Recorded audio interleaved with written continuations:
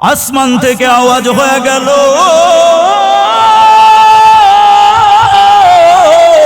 ও ফেরেশতারা,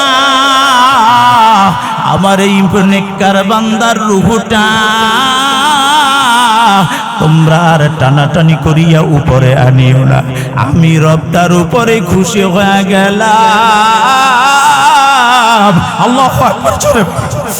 আমি এই বান্দার প্রতি খুশি হয়ে গেলাম। দুনিয়ার মানুষগুলো তার দেহটা গোসল করায়, সাদা কাপড়ে পরাইয়া জানাজায় দাঁড় করাইয়া দিছে, রূহ নিয়া দৌড়াও, কবরে দেওয়ার সাথে সাথে তার বডির ভিতরে রুহুটা দিয়ে দিবা। রুহু দিয়ে দেওয়া হলো, ফেরেশতা দুইজন হাজির হয়ে গেল। তিনটা প্রশ্ন শুরু হয়ে গেল, টাস টাস করে জবাব হয়ে গেল। আসমান থেকে আওয়াজ হয়ে গেল, ও ফেরেশতারা, আমার জান্নাতি বান্দাকে আর প্রশ্ন করিয়া সময়টা ক্ষেপণ করিও না, নষ্ট করিও না। আমার বান্দার চোখের দৃষ্টি সীমা যতদূর পৌঁছে যায় শুনো, আমার বান্দার কবরটা এত বড় প্রশস্ত করে দাও। আল্লাহু আকবার, জোরে বলো। কয় আমার বান্দার চোখের দৃষ্টিটা যত দূর পর্যন্ত পৌঁছে যায়, এত দূর আমার বান্দার কবরটা বাড়ায়া দাও। সাহাবায়ে কেরাম বলে, ইয়া রাসূলুল্লাহ, জান্নাতীদের জান্নাত কত বড় হবে? নবী আমার বলে, ও সাহাবীরা, সবচাইতে ছোট্ট জান্নাতটা আল্লাহ যাকে দিবে রে, ওই জান্নাতটা আমার আল্লাহ দিবে 10 দুনিয়ার সমান। নবী আমার ওই আনসারী সাহাবার কবরের পাশে দাঁড়াইয়া সাহাবীদেরকে বলে, সাহাবীরা শোনো, পক্ষান্তরে রে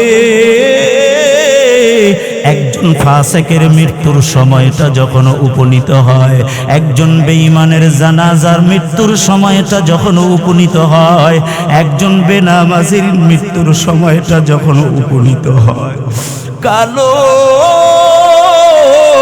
কুষ্ঠির চেহারা, ভয়ঙ্কর চেহারা নিয়ে আল্লাহ মালাকুল মউতকে জমিনে পাঠায়া দেয়। আওয়াজটা বাড়ায়া একটু জোরে বলা যায়, নাউযুবিল্লাহ। নাফরমানের মৃত্যুর সময়টা যখন হয়ে গেল, এবার নাফরমানের শিয়রে এসে বসে যায়। চেহারা দেখা মাত্র তার চক্ষুগুলো উল্টিয়া যায়, আর খপ করে থাবা মারিয়া রুহুটা ধরতে যায়।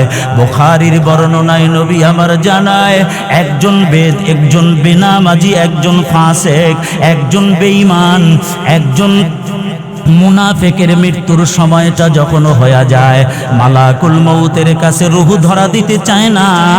রুহুটা 80 জায়গার ভিতরে ছোটাছুটি করে, একবার দৌড় দেয় মাথার কাছে,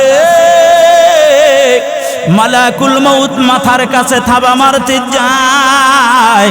এরপরে দরুদার হাতের কাছে মালাকুল মউত হাতের কাছে থাবা মারে, দরুদায় পায়ের কাছে থাবা মারে, দরুদায় চোখের কাছে থাবা মারে, ধরতে পারে না। বলে মালাকুল মউত কি পারে না? পারে, সময় হয় না, এই জন্য ধরে না। আল্লাহ ডাক দিয়া বলে কোরআনে, লিকুল্লি উম্মাতিন আজাল, ইযা জাআ আজালুহুম ফালা ইস্তাখিরুনা সাআতান ওয়ালা ইস্তাকদিমুন।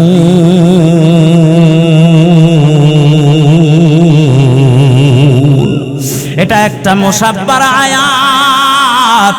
আবার এই একই আয়াতে বেশ কম শুধু থাকলো, ফালা লিকুল্লি উম্মাতিন আজাল, ইযা জাআ আজালুহুম ফালা ইস্তাখিরুন। আর এক আয়াতে হলো, লা ইস্তাখিরুনা সাআতান ওয়ালা ইস্তাকদিমুন।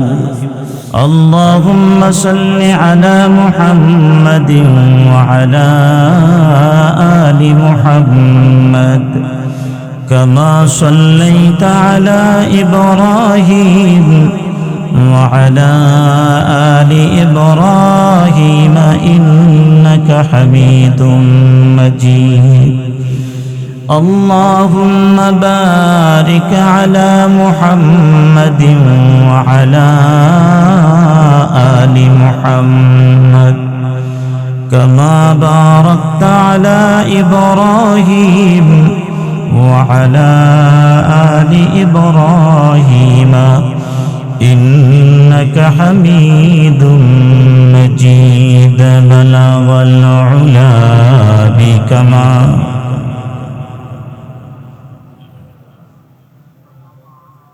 حسنت جميع خصاله صلوا عليه لا يمكن الثناء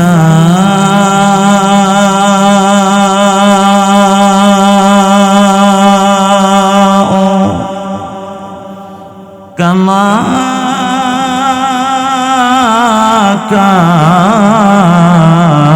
كان حقه بعد خدا بزرگت ای قصه مختصر بلغ العلا بی একটু জোরে পড়ে حسنت جميع خصاله صلوا عليه لا إله لا إله لا إله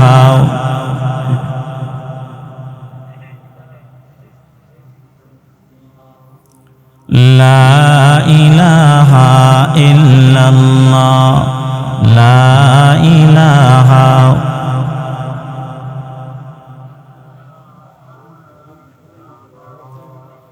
لا إله إلا الله لا إله إلا الله محبته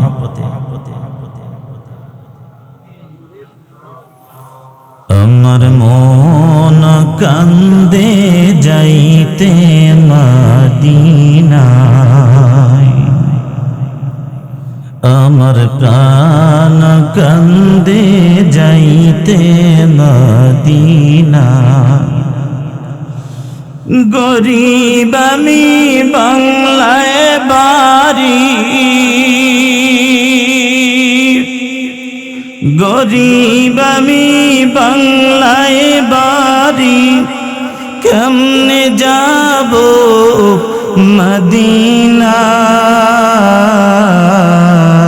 মদিনায় আমার মন কান্দে যাইতে মদিনায় আমার প্রাণ কান্দে যাইতে মদিনায়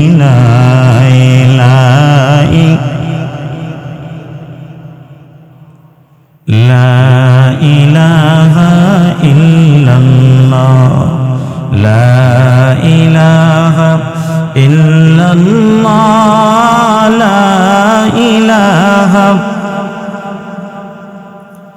লা ইলাহা ইল্লাল্লাহ লা ইলাহা লা ইলাহা ইল্লাল্লাহ মুহাম্মাদুর রাসূলুল্লাহ সাল্লাল্লাহু আলাইহি ওয়াসাল্লাম।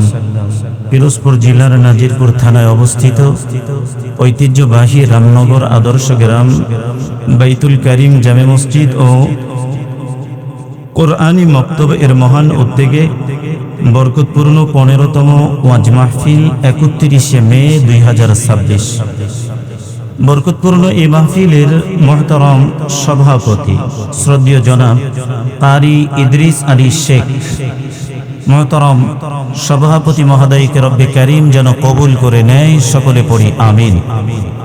আমন্ত্রিত হযরত উলামায়ে কেরাম, ইতিপূর্বে যারা কথা বলেছেন, আল্লাহ তাআলা সমস্ত হযরতদের জবানের সুন্দর কথাগুলো আমাদের ব্যক্তি জীবনে আমলের জন্য রব্বে কারীম যেন কবুল করে নেয়। আর একটু জোরে বলেন আমিন, আর একটু জোরে বলেন আমিন। আলোচনা করেছেন মুহতারাম হযরত মাওলানা রবিউল ইসলাম সাহেব বারাকাল্লাহু ফি হায়াতি। কথা বলেছেন আমার স্নেহের ছোট ভাই মুহতারাম হযরত মাওলানা ইব্রাহিম খলিল সাহেব হাফিজাহুল্লাহ, জনাব হযরত কারি সাফওয়ান বিন ইদ্রিস সাহেব সহ আমন্ত্রিত হযরত উলামায়ে কেরাম, বিভিন্ন মসজিদের সম্মানিত খতিব ও ইমাম, বিভিন্ন মাদ্রাসার মুহতারাম উস্তাদগণ, সামনে আছেন পরম শ্রদ্ধেয় মুরাব্বিগণ, যুবক তরুণেরা, ছোট্ট মাসুম বাচ্চারা, পর্দার আড়ালের আম্মাজিরা। মালিকের কাছে শুকরিয়া, যিনি আমাদেরকে মুসলমান বানিয়েছেন, যিনি বিশ্ব নবীর বিশ্ব উম্মত করেছেন, মায়ার নবীজির মহব্বতের উম্মত করেছেন। সেই মালিকের আলিশান দরবারে প্রাণ খুলে, বুক ভরে, মুখ ভরে আওয়াজ করে, কলিজা খুলে সবার আওয়াজকে একটি আওয়াজে রূপান্তরিত করে একসাথে বলি আলহামদুলিল্লাহ। আর একবার বলি আলহামদুলিল্লাহ। বিশাল বড় গ্রন্থ পবিত্র আল কোরআন, 30টি পারা, 114টি সূরা, 540টি রুকু, 6666 খানা আয়াত, আম্মাজান আয়েশা সিদ্দিকা রাদিয়াল্লাহু তাআলা আনহার বর্ণনা। অন্য বর্ণনায় কম বেশি আছে, আম্মাজান আয়েশা সিদ্দিকার বর্ণনার কথা শোনালাম। এর ভিতর থেকে সূরা আ'রাফ বললে সওয়াব হবে, বলেন সূরা আ'রাফ আয়াত নাম্বার 40 আমি আপনাদের সামনে তেলাওয়াত করেছি। সাপোর্টে একটি হাদিস, তেলাওয়াতকৃত আয়াত এবং হাদিসকে সামনে রেখে কিছু কথা বলার নিয়াত আমি রাখি। তৌফিক মালিকের কাছে চাই, দোয়া আপনাদের মতো বুজুর্গ, হযরত উলামায়ে কেরাম, পরম শ্রদ্ধেয় মুরাব্বি, যুবক তরুণ, পর্দার আড়ালের আমার আম্মা জানদের কাছে চাই। অবশেষে আমলের নিয়াত গ্রহণ করে বক্তা এবং শ্রোতা উভয় ভাই কথাগুলো বলতেও চাই, শুনতেও চাই। আল্লাহ আমলের নিয়াতে বরকতের উদ্দেশ্যে অল্প একটু সময় আপনি কথাগুলো বলা এবং শোনার তৌফিক দান করেন। আর একটু জোরে বলেন, আর একটু জোরে বলেন। ঘুমিয়ে থেকে রবের সন্ধান পাওয়া যায় না, বলেন যায় নাকি? ঘুমিয়ে থেকে মালিকের দিদার লাভ করা যায় না। ঘুমিয়ে থেকে দুনিয়ার মোহে পড়ে জান্নাতের বাড়ি অর্জন করা যায় না। যদি যাইতো তাহলে তামাম পৃথিবীর সমস্ত ঘরের ভিতরের মানুষগুলো জান্নাতি হয়ে যেত। যদি জান্নাতি হতে চান ময়দানে চলে আসেন, যদি জান্নাতি হতে চান সেজদায় পড়ে যান, যদি জান্নাতি হতে যান মসজিদের সদস্য হয়ে যান, যদি জান্নাতি হতে চান তাহলে ইমাম সাহেবের পিছনের একজন খাঁটি 5 ওয়াক্ত মুসল্লি হয়ে যান। আল্লাহ আপনি কবুল করেন। আর একটু জোরে বলেন। বল্লখের একজন বাদশাহ ছিলেন, বাদশার নাম হলো বাদশাহ ইব্রাহিম আদহাম। কেমন বাদশাহ ছিলেন শুনেন। তিনি একদিন ঘুমাইতে চেষ্টা করতেছেন, ঘুম আসে না। তিনি তারা দাসী বান্দীদেরকে ডাক দিলেন, দাসীরা দ্রুত আসো, দেখো তো আমার বিছানায় কিছু আছে কিনা, আমি এত চেষ্টা করি আমার ঘুম আসে না। দাসীরা তল্লাশি চালিয়ে তারা দেখতে পেলেন তেনার বিছানায়, দাসীরা বিছানা যখন পরিষ্কার করেছিল তাদের মাথার একটা চুল পড়েছিল। ওই বাদশার পিঠের সাথে ওই চুলটা লাগার কারণে তার ঘুম আসতেছে না। আল্লাহু আকবার, একটু জোরে বলেন। একজন শৌখিন বাদশা, এত শৌখিন, এই বাদশা একদিন রাত্রিবেলা ঘুমাইতেছে, হঠাৎ দেখছেন তেনার ছাদের উপরে কে যেন টক টক টক টক টক টক করে আওয়াজ দিতেছে। তো তিনি ঘুমন্ত অবস্থায় ছাদের উপরে কিসের আওয়াজ পাইতেছে মনে আছে আপনাদের? টক টক করে একটা আওয়াজ পাইতেছে। তেনার ঘুম ভেঙে গেছে, তিনি ছাদে চলে গেলেন, গিয়ে দেখলেন একজন মানুষ ছাদের উপরে খুব জোরে জোরে হাঁটাহাঁটি করছে। তিনি ছাদে গিয়ে বললেন, কে তুমি, কেনই বা ছাদের উপরে হাঁটছো?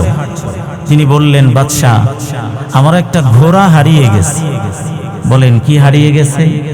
একটা ঘোড়া হারিয়ে গেছে, আমি ঘোড়াটা পাই না, ঘোড়াটা তালাশের জন্য আপনার ছাদের উপরে আমি আসছি।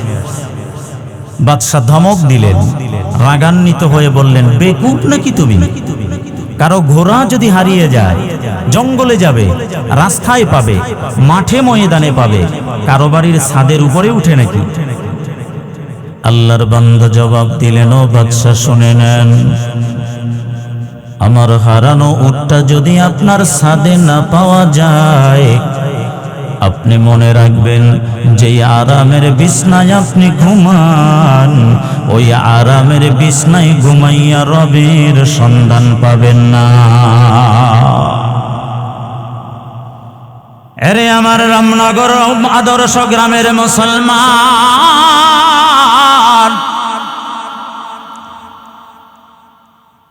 ঘরে ঘুমাইয়া রবের সন্ধান পাওয়া যায় না। বিড়ি সিগারেট খাইয়া, মদ গাঁজা খাইয়া, জুয়া টাস খেলিয়া রবের সন্ধান পাওয়া যায় না। ঠিক জোরে বলেন ঠিক। কিছু মানুষের শরীরে এখন আগুন জ্বলছে, কথা বলে না, জ্বলছে লবণ ছাড়া। ও আমার আদর্শ গ্রামের মুসলমান, তকদির আপনাদের বড় ভালো, জান্নাতের বাগান মিলস। দুনিয়ার শান্তি আর পরকালের মুক্তি যদি চান, জান্নাতের বাগানে দৌড়ান। যদি আল্লাহ চায় তকদির খুলে যাবে, আর দুনিয়ার শান্তি আখিরাতের মুক্তি দিবে কে? বাদশা ইব্রাহিম আদহাম কথাটা দিলের ভিতরে এমন ভাবে লাগছে, দামি কম্বল জড়াইয়া ঘর থেকে বের হইয়া, নিজের সিংহাসন থেকে বের হইয়া রাস্তায় গিয়া দেখে একটা পাগল সেরা কম্বল গায়ে আছে।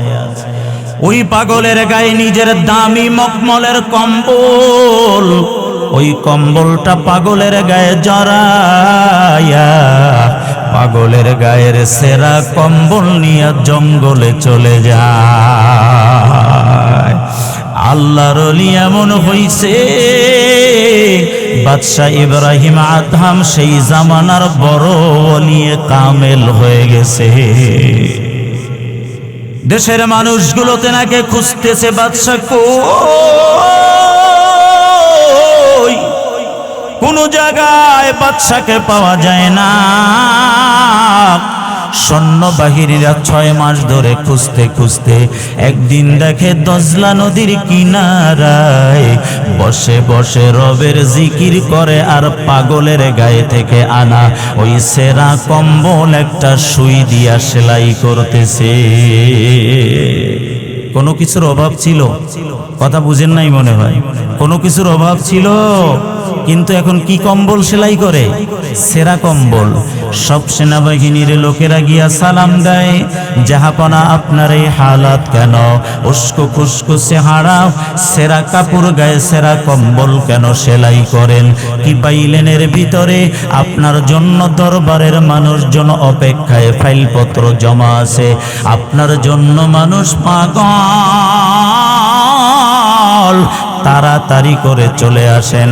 বাদশা ইব্রাহিম আদহাম বলে, এমন মজা আমি পাইছি, এই বাদশাহী সারিয়া আর বল্লকের বাদশাহী নিব না। কেউ মসজিদে ঢুকতে বড় আরাম পায়, আর কেউ মসজিদে ঢুকতে বড় সাজা পায়। কথা বলেন। মুসলমান ইমানদার সেনাবাহিনীর লোকজন বলে, ও গো বাদশাহ, কি বাদশাহী আপনি পাইলেন? সেরা কম্বল গায়ে দিয়া আর কাপড়গুলো ময়লা রাখিয়া কি মজা পাইলেন? কি বাদশাহী পাইলেন? নিজের হাতের সুইটা দজলা নদীতে ফেলে দেয়, আর ডাক দিয়া বলে, ও দজলা নদীর মাছ, আমি তোমাদেরকে বললাম আল্লাহর হুকুমে আমার ফেলে দেওয়া সুইটা উঠাইয়া দাও। হাজার হাজার রং বেরঙের মাছের মুখের ভিতরে ওই সুইটা আনিয়া নদীর কিনারায় উঁচু করে ধরে রাখলাম। এদিক থেকে আল্লাহর ওলি হযরতে বাদশা ইব্রাহিম আদহাম সুইটা তুলল, আর ডাক দিয়া বলল, সেনাবাহিনীর লোকেরা শোনো, এবার তোমরা আওয়াজ করে বলো, দজলা নদীর মাছের বাদশাহী ভালো না ইরাকের বাগদাদের বাদশাহী ভালো? আল্লাহ তাআলা আপনি আজকের এই মাহফিলকে কবুল করেন। তেলাওয়াত করেছিলাম সূরা আরাফ। আমার আলোচনা পূর্বে যারা শুনেছেন আপনাদের জানা আছে আমি একটি বিষয়ের উপরে কথা বলা অভ্যাস, সেই ধারাবাহিকতায় আমি একটি বিষয়ের উপরেই কথা বলবো। এতক্ষণ যা ছিল সব ভূমিকা, এখনো হলো ধারাবাহিক আলোচনা। বলুন তো আওয়াজ করে ইনশাআল্লাহ। সূরা আরাফ আয়াত নাম্বার হলো 40। আল্লাহ বলছেন ইন্নাল্লাযীনা কাযযাবু বিআয়াতিনা ওয়াস্তাকবারু আনহা লা তুফাত্তাহু লাহুম আবওয়াবুস সামাই ওয়ালা ইয়াদখুলুনাল জান্নাহ ولا يدخلون الجنة حتى يلج الجمل في سم القيام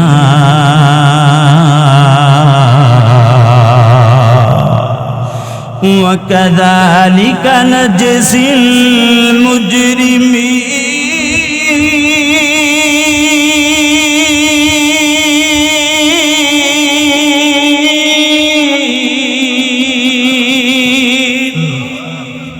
আল্লাহ বলেন ইন্নাল্লাযীনা কাযযাবু বিআয়াতিনা, নিশ্চয়ই যারা আমার আয়াতকে মিথ্যা প্রতিপন্ন করলো। নাউযুবিল্লাহ, জোরে বলেন। কোরআনের আয়াত মিথ্যা বলে এমন মানুষ সমাজে আছে না নাই? আমি দেখাই দিই, আপনারা ধরে নেন নামাজের হুকুম দিলেন কে? কোরআনে আছে না নাই? নামাজ পড়ে না এমন একদল মুসলমান এই আদর্শ গ্রামে আছে না নাই? সুদ খাওয়া হারাম কোরআনে আছে না নাই? এরপরেও সুদ খায় এমন একটা দল এই আদর্শ গ্রামে আছে না নাই? মিথ্যা বলা পাপ, এই কথা কোরআনে আছে না নাই? কিন্তু এই কথাগুলো শোনার পরেও মিথ্যা ছাড়ে না এমন একটা দলের মানুষ সমাজে আছে না না? সুদ খাইও না, গাঁজা খাইও না, মদ খাইও না, ফেন্সিডিল খাইও না, ইয়াবা খাইও না। ও যুবক বলো, হুকুমটা কার? হুকুম দিলেন আল্লাহ, কিন্তু সমাজের মানুষ সুদও ছাড়ে না, ঘুষও ছাড়ে না, হারামও ছাড়ে না, মানুষগুলো গাঁজাও ছাড়ে না, বাবাও ছাড়ে না, টাস খেলাও ছাড়ে না, জুয়া খেলাও ছাড়ে না। আওয়াজটা বাড়ায় জোরে বলেন আছে না নাই? একজন মানুষ দৈনিক 1000 টাকা ইনকাম করে, 3 জনার পরিবার সুন্দর অনায়াসে শান্তিতে থাকতে পারে। কিন্তু গজবের জুয়ায় এমন জরান জড়াইছে, এখন 1000 কেন 1 লাখ টাকা ইনকাম করলেও ওই ঘরে শান্তি নাই। জোরে বলেন ঠিক কিনা? ওই 1000ও থাকে না, এরপরে স্ত্রীর কানের দুল থাকে না, ঘরের দামি ফার্নিচার থাকে না, দামি জিনিসপত্র থাকে না। জুয়ার গজব। আওয়াজ দিয়া জোরে বলেন ঠিক কিনা? আল্লাহ ডাক দিয়া বলে ইন্নাল্লাযীনা কাযযাবু বিআয়াতিনা, নিশ্চয়ই যারা আমার আয়াতকে মিথ্যা প্রতিপন্ন করলো, ওয়াস্তাকবারু আনহা, আর যারা অহংকারী প্রদর্শনী করলো। নাউযুবিল্লাহ, জোরে বলেন। যত গুনাহ এই সমাজে হয় সব গুনাহগুলো শুধু অহংকারের কারণে হয়। এই জন্য বেনামাজি অহংকারী, সুদখোর অহংকারী, ঘুষখোর অহংকারী, জালেম অহংকারী, জুয়া অহংকারী, জুয়াখোর অহংকারী। জোরে বলেন ঠিক কিনা? জুয়াখোরকে বলা হয়, মসজিদের ইমাম হযরত বলে ভাই জুয়া ছেড়ে দেন।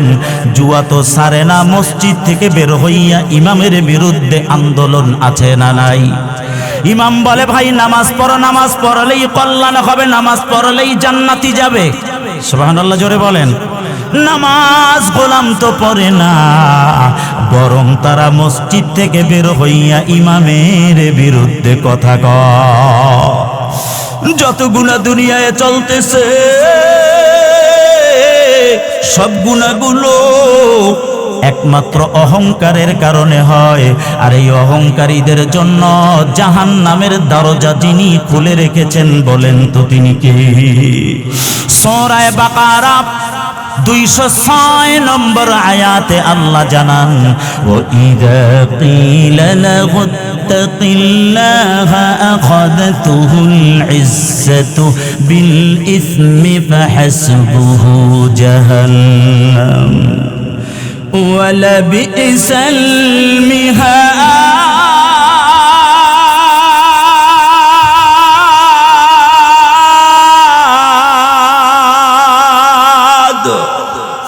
আল্লাহ জানায়, ও গোলাম শুনো, যখন তাদেরকে বলা হয় তোমরা আল্লাহকে ভয় করো,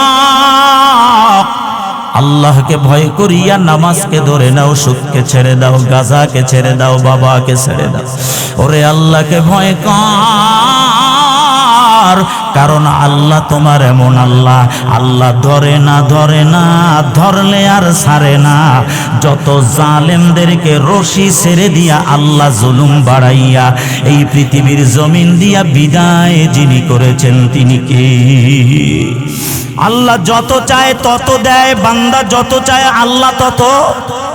জাহান্নামীরা যত আল্লাহর কাছে চায়।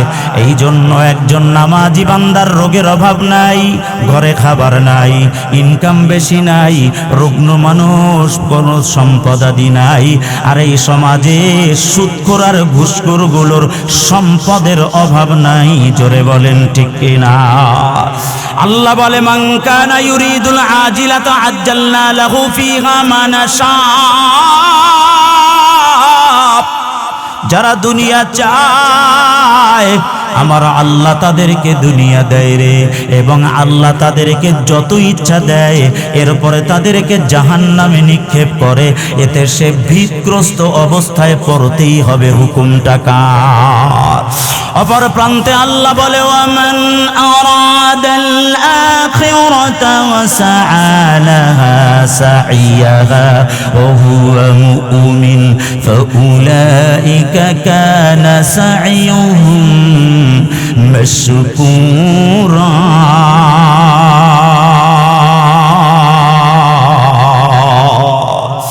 আল্লাহ বলে, আর যারা দুনিয়া চায় রে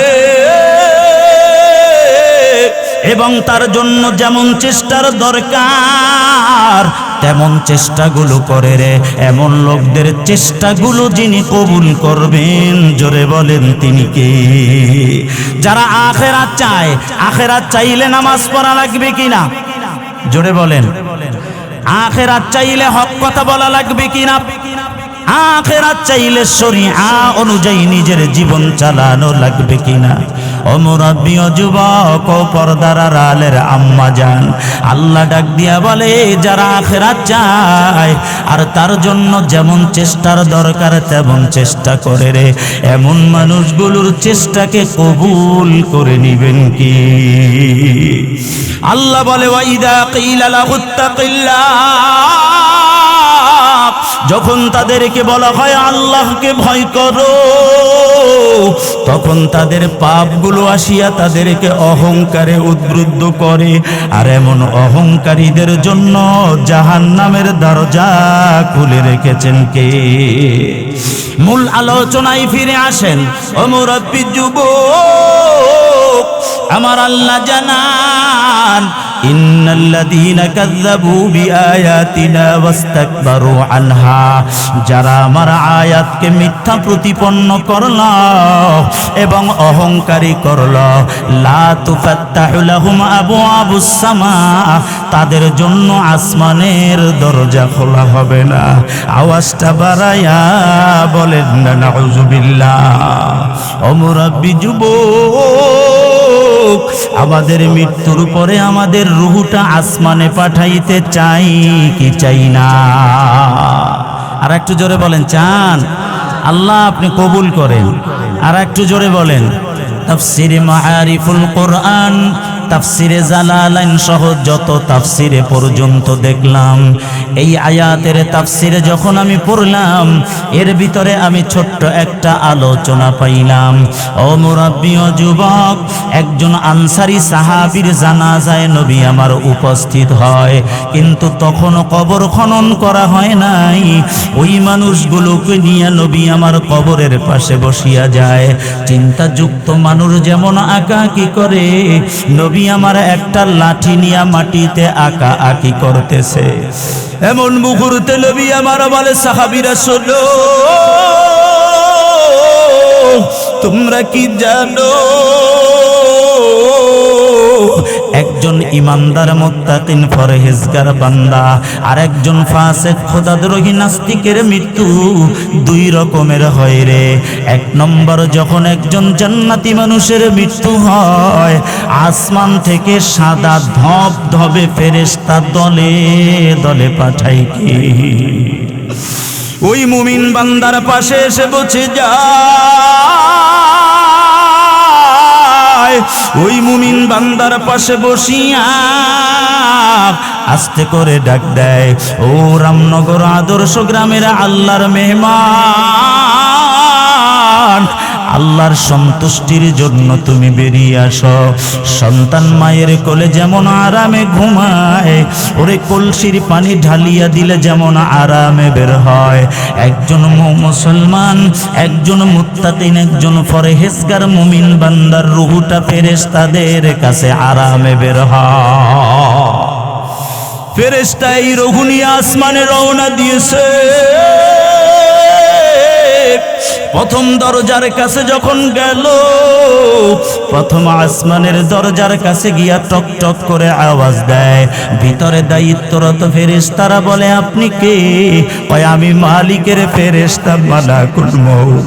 কয়, আপনার সাথে কে? কয়, রামনগর আদর্শ গ্রামের একজন মুমিন বান্দার রূহ। দাঁড়ান, তার একটা বালামখানা আমার কাছে আছে রে, তার একটা নথিপত্র আমার কাছে আছে রে। আমি তার বালামখানাটা খুঁজিয়া দেখব, তারপরে দরজা খুলব। এরপরে নাসিরউদ্দিনের বালামখানা খুলল, আব্দুর রহমানের বালামখানা খুলল, শাহজালালের বালামখানা খুলল, আব্দুল্লাহ মোহাম্মদুল্লাহ সাঈদ নামের মানুষগুলোর বালাম খাতা খুলিয়া নজর দিয়া দেখে, আহারে কনকনে শীতের রাতে ফজরে ঠান্ডা পানি দিয়া অজু বানাইয়া মসজিদে ফজর পড়ছে। হাজার কাজের ভিতর থেকেও জোহর ছাড়ে নাই, কাজের ভিতর থেকেও আসর ছাড়ে নাই, শয়তানের ধোকায় পড়ে মাগরিব ছাড়ে নাই, এশাও ছাড়ে নাই। জীবনে বহু কষ্ট করে চলছে, কিন্তু হারাম খাবার খায় নাই। জীবনে এত কষ্ট করে চলছে,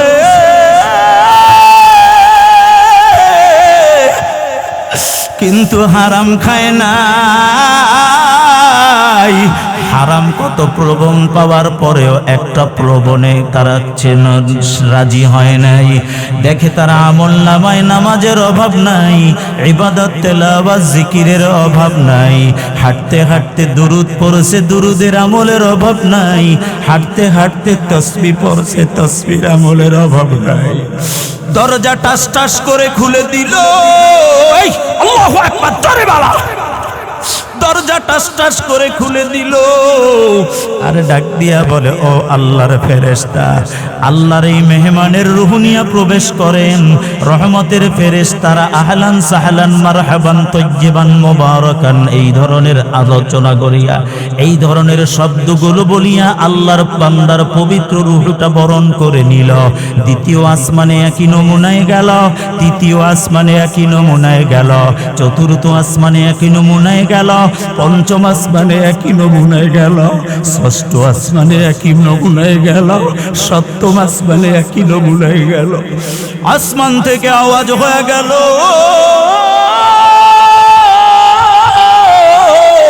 ও ফেরেশতারা, আমার এই নেককার বান্দার রূহটা তোমরা আর টানাটানি করিয়া উপরে আনিও না। আমি রব তার উপরে খুশি হয়ে গেলাম, গেলাম। আল্লাহু আকবার জোরে।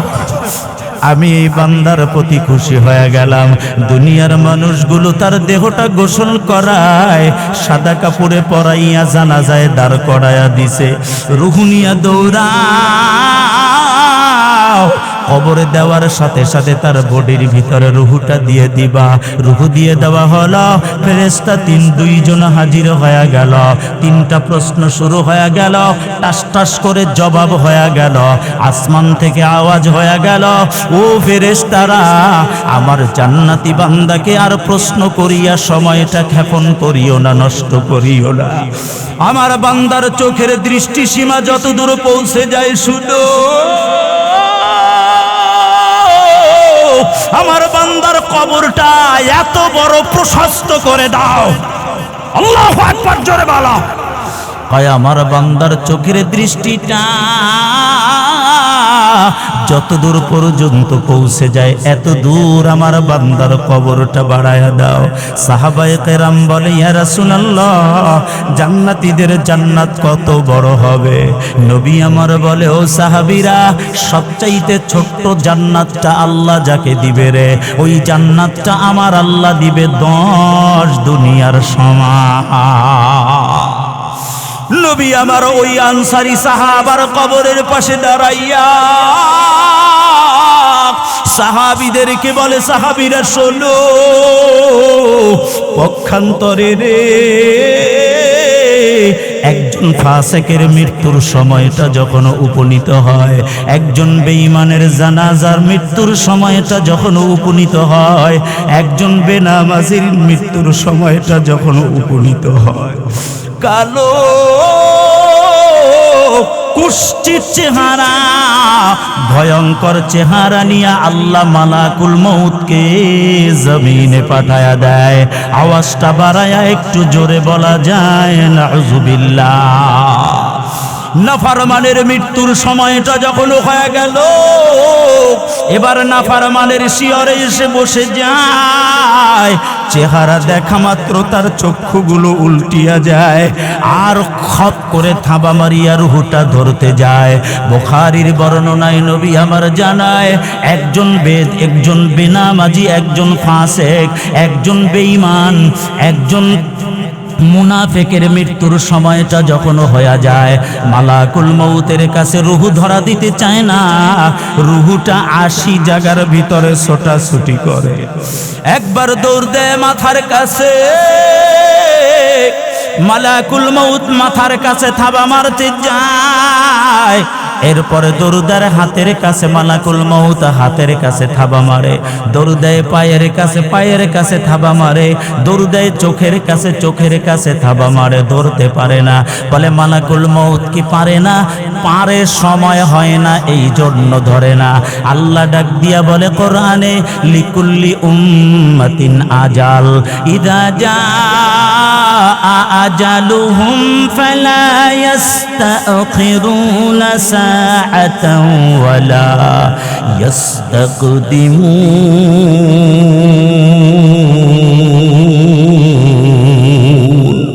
এটা একটা মুসাব্বার আয়াত। আবার এই একই আয়াতে বেশ কম শুধু থাকলো, ফালা লিকুল্লি উম্মাতিন আজাল, ইযা জাআ আজালুহুম ফালা ইস্তাখিরুন। আর এক আয়াতে হলো লা ইস্তাখিরুনা সাআতান ওয়ালা ইস্তাকদিমুন। প্রত্যেকটা প্রাণীর মৃত্যুর নির্ধারিত সময় আছে। সময়টা যখন হয়ে যাবে, 1 মিনিট আগেও নয়, 1 মিনিট পরেও নয়, সময় হওয়ার সাথে সাথে মালাকুল মউতের হাতে ধরা পড়া লাগবে। জোরে বলেন, হুকুমটা হলো কার? আইনামা তাকুনু ইউদরিকুমুল মাউত ওয়ালাউ কুনতুম ফি বুরুজিন মুশাইয়াদা। আর একটু জোরে বলেন। আল্লাহ জানায় দেয়, ও গোলাম, লোহার প্রাচীরের ভিতরেও যদি লুকাইয়া থাকো রে, মালাকুল মউতের হাত থেকে বাঁচার ক্ষমতা দুনিয়ার কাহারও নাই। আওয়াজটা বাড়ায়া জোরে বলেন আছে নাকি? ও টাস খেলনেওয়ালা শুনো, ও জুয়াখোরের দল শুনো, ও বাবাখোরের দল শুনো, ও গাঁজাখোরের দল শোনো, মৃত্যু যদি জুয়া খেলার ভিতরে হয়ে যায় পরিণাম ফল জাহান্নাম। ওরে টাস খেলার ভিতরে যদি মৃত্যু হয় পরিণাম ফল জাহান্নাম। বাবা খাওয়ার ভিতরে মৃত্যু যদি হয়ে যায় পরিণাম ফল জাহান্নাম। ও কলিজার যুবকেরা ফিরা, ও বেপরদাশীল আম্মা জানেরা ফিরা। একজন বেপরদাশীল নারীর জন্য 4 জন পুরুষ জাহান্নামী হইবে। রাসূল আরবি বলে, উম্মত, বাবার সামনে সন্তান মেয়ে যদি বেপরদায় চলে, বাবা যদি বাধা না দেয়, বাবা জাহান্নামী। স্বামীর সামনে স্ত্রী যদি বেপরদায় চলে, স্বামী বাধা না দিলে স্বামী জাহান্নামী। বড় সন্তানের সামনে মেয়ে যদি বেপরদায়, বড় সন্তানের সামনে মা যদি বেপরদায় চলে, ছেলে যদি ডাক না দেয় ছেলে জাহান্নামী। আর বড় ভাইয়ের সামনে যদি আপন বোনটা বেপরদায় চলে, বড় ভাই যদি বাধা না দেয়, বড় ভাই জাহান্নামী হবে। ওই বেপরদার হালাতে যদি মৃত্যু হয়ে যায়, ভালো করে মনে রাখবেন আম্মা জান, পরিণাম হবে জাহান্নামী। আওয়াজটা বাড়ায়া জোরে বলেন না নাউজুবিল্লাহ। পর্দা বড় দৌলতময় ইবাদতের যুবক।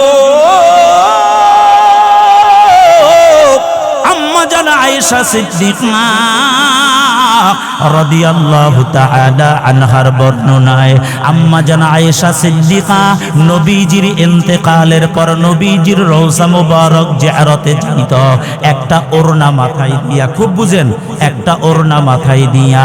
কিন্তু যখন তেনার আব্বা জান ইন্তেকাল করল, তখনও তিনি একটা ওড়না মাথায় দিয়া নবীর রওজা মুবারক জিয়ারত হয়। নবীজির রওজা মুবারকের পাশে 2টা কবর আছে। ওই কবরের ভিতরে হযরতে আবু বকর সিদ্দিক, হযরতে ওমর ফারুক রাদিয়াল্লাহু আনহুমা, এই 2 জন শোয়া আছে। আল্লাহু আকবার জোরে বলেন। ও মুরব্বি যুবক, আম্মা জানা আয়েশা বলেন, আমি নবীর রওজা জিয়ারতে যাই শুধু একটা ওড়না মাথায় নিয়া। আমার আব্বা আবু বকর সিদ্দিক রাদিয়াল্লাহু ইন্তেকালের পরেও ওড়না মাথায় দিয়া রওজা জিয়ারতে যাই। কিন্তু যখন হযরত ওমর ফারুক রাদিয়াল্লাহু ইন্তেকাল করলেন, তখন থেকে আমি আর ওড়না মাথায় দেই না, পুরা বোরকা পরিধান করে আমি আমার নবীর রওজা জিয়ারতে যাই। পুরা বোরকা পরিধান করি। ওই সোনার বাংলার বান্দরিয়া বোরকা না, যে সামনে দিয়ে ঝাঁপ একটা উল্টানো থাকে, আওয়াজ দিয়া বলেন আসেনি? বোরকা বাই গায়ে দেয় কিন্তু চেহারা দেখা যায়, আসেনি এরকম লোক? এরকম মহিলা আসেনি? মাশাআল্লাহ, আমার যুবকরা এদের বিবিদেরকে বোরকা পরায়, চেহারা খুইলা রাখছে, রাস্তায় ঘুরতেছে, বাজারে যাইতেছে, মার্কেটে যাইতেছে। উদ্দেশ্য কি? দেখো আমি একটা জিনিস পাইছি, তোমরা একটু দেখো। নাউজুবিল্লাহ, একটু জোরে বলেন না। আমার এছাড়া অন্য আর কোনো কথা বুঝে আসেন? আম্মা জানেরা রাগ করবেন না। ও যুবক, আপনারা যারা বিবাহ করছেন, যুবক একটু হাত তুলেন। যুবক যারা বিবাহ করছেন, মাশাআল্লাহ, হাত নামান। এছাড়া অন্য কি উদ্দেশ্য আছে আমি জানি না আপনাদের। আপনাদের বিবিদের চেহারা বের করে রাস্তায় কেন বের করেন আমার এটা বুঝে আসে না। বুঝে আসে একটা, আপনি শুধু বুঝাইতে চান যে দেখো আমি একটা জিনিস পাইছি। তোমাকে এরকম আসেনি? আচ্ছা বলুন তো, স্বর্ণ দাম কম না বেশি? একটু জোরে বলেন। 22 ক্যারেটের স্বর্ণ বর্তমান বাজার রেট কত জানা আছে আপনাদের? 2,35,000 টাকা বর্তমান।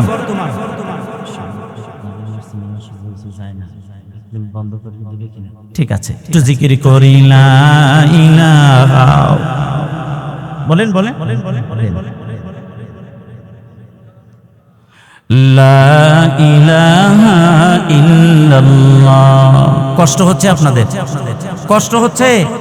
একটু সময় চলবে আবার। লা ইলাহা ইল্লাল্লাহ।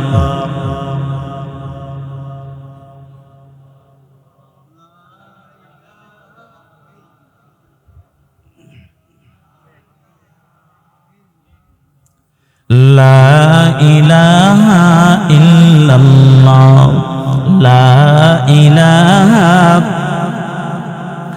সাদ্দাত জান্নাত বানাইল, মনের মতো সাজাইল। সাদ্দাত জান্নাত বানাইল, মনের মতো সাজাইল। এক কদম রাখিবার আগে, এক কদম রাখিবার আগে আল্লাহ আজরাইলকে পাঠাইল। লা ইলাহা ইল্লাল্লাহ, লা ইলাহা ইল্লাল্লাহ, লা ইলাহা ইল্লাল্লাহু মুহাম্মাদুর রাসূলুল্লাহ। পড়েন সাল্লাল্লাহু আলাইহি ওয়াসাল্লাম। স্বর্ণর দাম কম না বেশি? বর্তমান বাজার 2,35,000। আজ থেকে 20 বছর আগে ছিল মাত্র 4 থেকে 5,000 বড়ি। 4 থেকে 5,000। আমি 6,000 টাকার বড়ির স্বর্ণ বাড়াইছি। আমার বয়সটা কত? এখানে অনেক মুরব্বীরা আছে। 6,000 টাকা বড়ি বানাইছি, এখন 2,35,000। আজকে থেকে 2 মাস আগে ছিল 50, তার 2 মাস আগে ছিল 73, 2,73,000। এখন বলেন তো, এক ভরি স্বর্ণ এত দামি, এটা মানুষ সব প্রকাশ্যে রাখে না গোপনে রাখে? একটু জোরে বলেন। দামি স্বর্ণ কেউ প্রকাশ্যে ঝুলাইয়া রাখে না।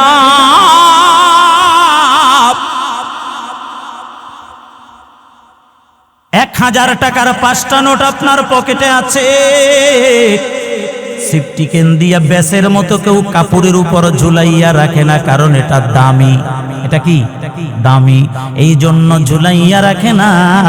ও মুরাব্বি ও যুবক, পর্দার আড়ালের আম্মা জান, কান খাড়া করে শুনে নেন।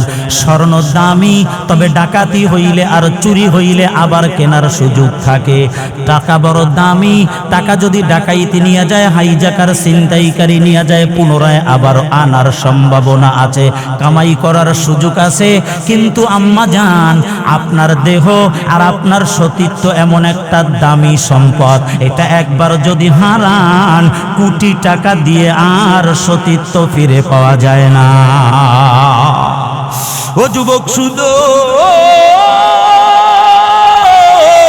এই সমাজে যত পরকিয়া হয়, যত জেনা হয়, একজনের স্ত্রী আর একজন নিয়ে পালাইয়া যায়, একজনের স্ত্রী আর একজন ভাগাইয়া নিয়ে যায়, হাজার কারণে না, কারণটা হলো একটা, শুধুমাত্র বেপরদার কারণে। বলেন ঠিক কিনা?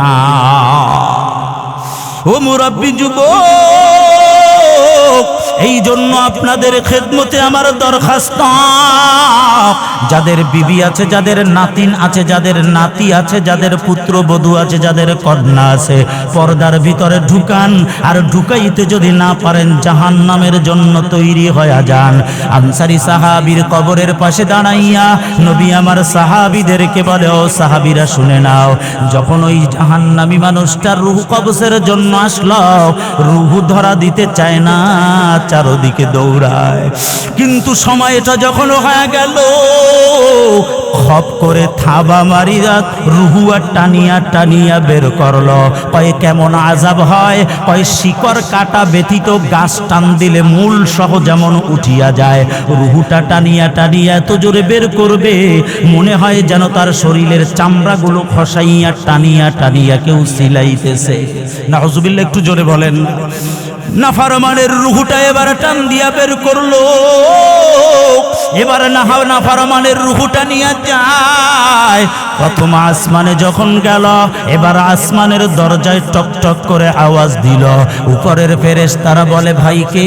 ভাই আমি মালিকের ফেরেশতা মালাকুল মউত। আপনার কাছে কে?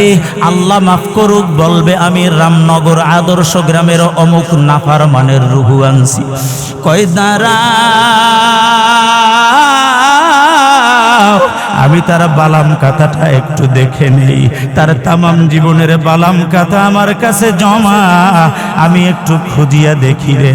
বালাম খাতা খুলল, এবার নজর দিয়া দেখেন, না না, তার জীবনে নামাজ নাই, তার জীবনে রোজা নাই, তার জীবনে যাকাত নাই, তার জীবনে দান সদকা নাই, তার জীবনে জিকির আজগার নাই, তার জীবনে হালাল হারামে কোনো বাছাবাছি নাই। এবার ডাক দিয়া বলবে, ও মালাকুল মউত শুনেন, এই নাফরমানের জন্য মালিকের অর্ডার হয়ে গেছে, দরজা খোলা হবে না। নাউজুবিল্লাহ জোরে। লা তুফাত্তাহু লাহুম আবওয়াবুস সামা,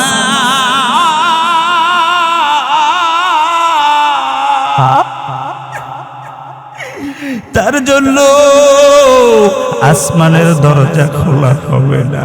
কয় কার জন্য? কয় এই নাফরমানের জন্য দরজা খোলা হবে না। এবার আসমান থেকে আওয়াজ হয়ে যাবে, কয় এই নাফরমানের রূহটা তাড়াতাড়ি নিয়ে যা, ওর দেহটা দুনিয়ার মানুষেরা কাপন পরাইয়া কাগজ কবরের ভিতরে পাঠায়া দিছে রে, ওর দেহের ভিতরে রূহটা প্রবেশ করা।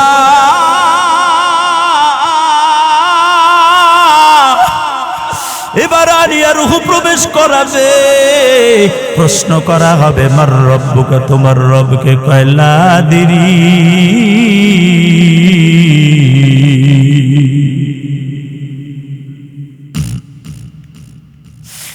ডাক দিয়া বলবে, আমি কিচ্ছু জানি না। বলবে, তোমার নবীকে? বলবে, না আমি কিচ্ছু জানি না। তোমার দিন কি ছিল বলা? বলবে, আমি কিচ্ছু জানি না।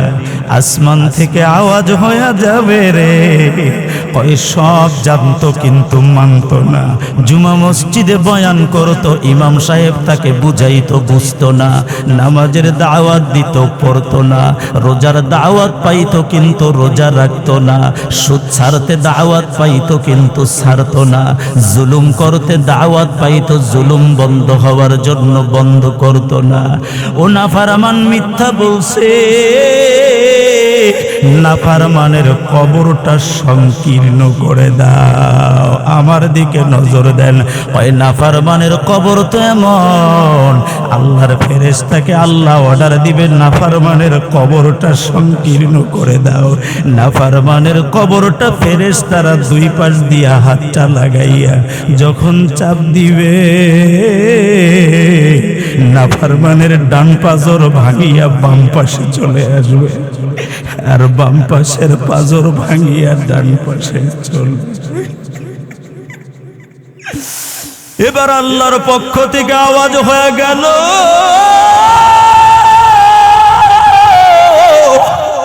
নাউজুবিল্লাহ জোরে বলো। কয় কবরটা পোকামাকড়ের ঘর বাঁধা,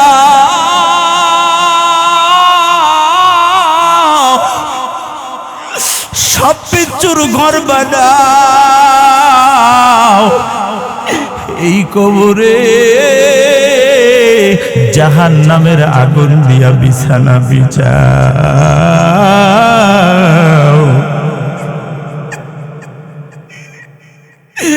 ও মুরাব্বি, পর্দার আড়ালের মাগো, পারবেন কিনা হিসাব মিলান? গেল কয়দিন আগে রোদের ভিতরে আমি একটু ছাদে উঠেছিলাম, খালি পায়ে ছাদে পাড়া দেওয়া যায় না রে। ওই জায়গায় যদি খালি গায়ে ছাদের উপরে শোয়া দেওয়া হয়, সহ্য করার ক্ষমতা দুনিয়াতেই নাই। কিন্তু ওই কবরে যদি আপনাকে আগুন বিছায়া ফেরেশতারা বিছানা বানায়া দেয় রে, ওই কবরে আযাব সহ্য করার ক্ষমতা পৃথিবীর কোনো মানুষের নেই। আল্লাহ বলে কাল্লা লা ইউমবাদান্না ফিল হুতামা ওয়া মা আদরাকা মাল হুতামা নারুল্লাহিল মুক।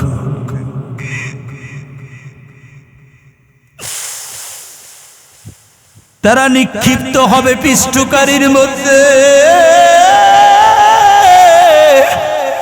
ও নবী, আপনি কি জানেন হুতামা কি, পিষ্টকারী কি? এই পিষ্টকারী হলো আমি আল্লাহর হাতের জ্বলন্ত প্রজ্বলিত আগুন। বুখারীর বর্ণনায় নবী আমার বলেন, এই আগুনখানাকে আল্লাহ 3000 বছর জ্বালাইছে রে। 3000 বছরে আগুন জ্বালাইয়া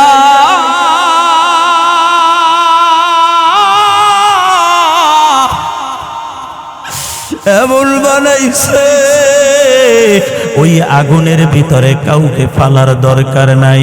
ওই জাহান্নামের আগুনের 500 বছরের দূরের রাস্তায়ও যদি কাউকে দাঁড় করানো হয়, ওই আগুনের প্রচন্ড তাপদাহে তার শরীরের চামড়া গোশতগুলো গলিয়া পড়বে।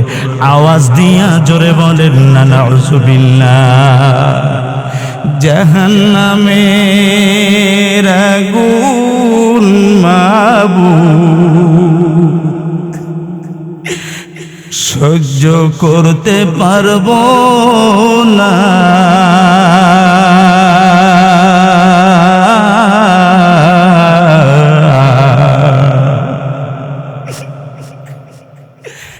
দুনিয়াতে না কাঁদাইয়া কবরে কাঁদাইও না। ও আল্লাহ,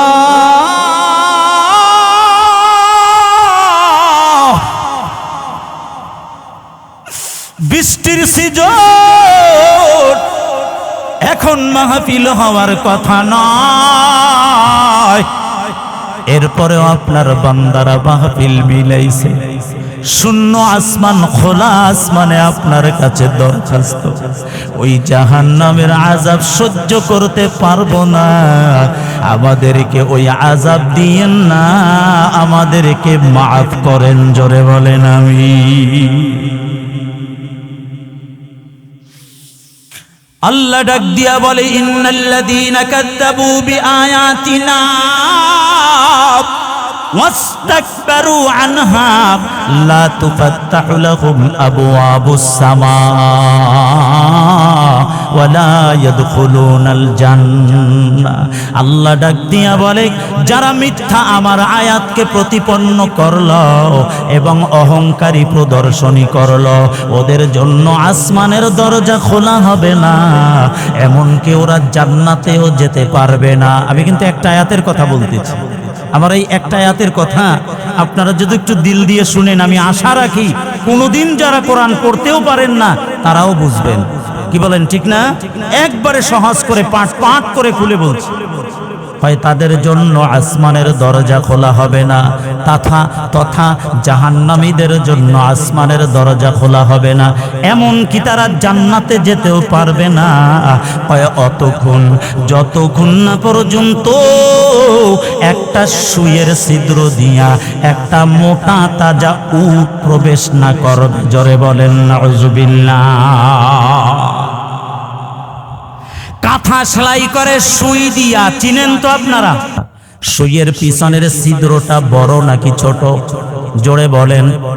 ওই সুইয়ের ছিদ্র দিয়া যদি একজন বয়স্কা আমার আম্মাজি থাকে, ওই আম্মাজি একটা সুতাও প্রবেশ করাইতে পারে না। সেখানে যদি রশি হয় ঢুকবে না, দড়ি হয় ঢুকবে না, কাঁচি হয় ঢুকবে না। কথা বলেন, ঢুকবে? ঢুকবে। আল্লাহ বলে, জাহান্নামীরা অতক্ষণ জান্নাতে যেতে পারবে না। শুনো,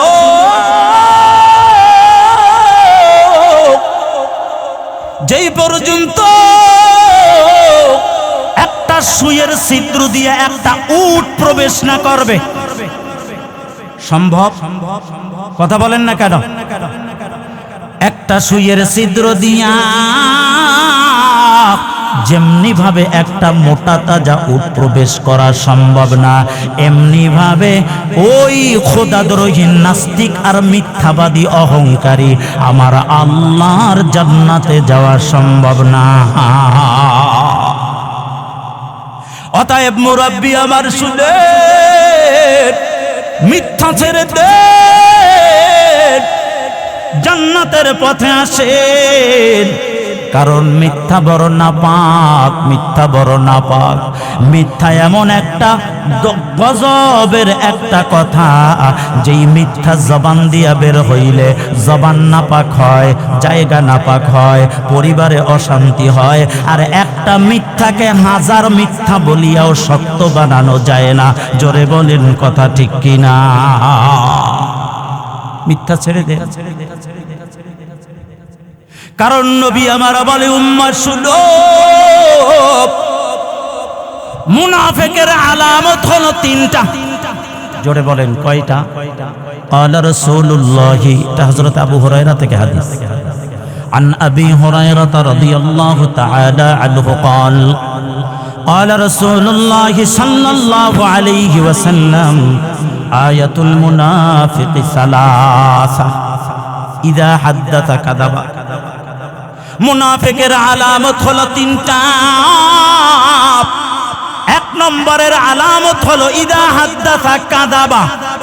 মুনাফিক যখন কথা বলবে জবান দিয়া মিথ্যা বলবে। বলেন বলেন, জবান দিয়া মিথ্যা বলবে। বলুন তো আওয়াজ করে, আমার সমাজে মিথ্যা আছে না নাই?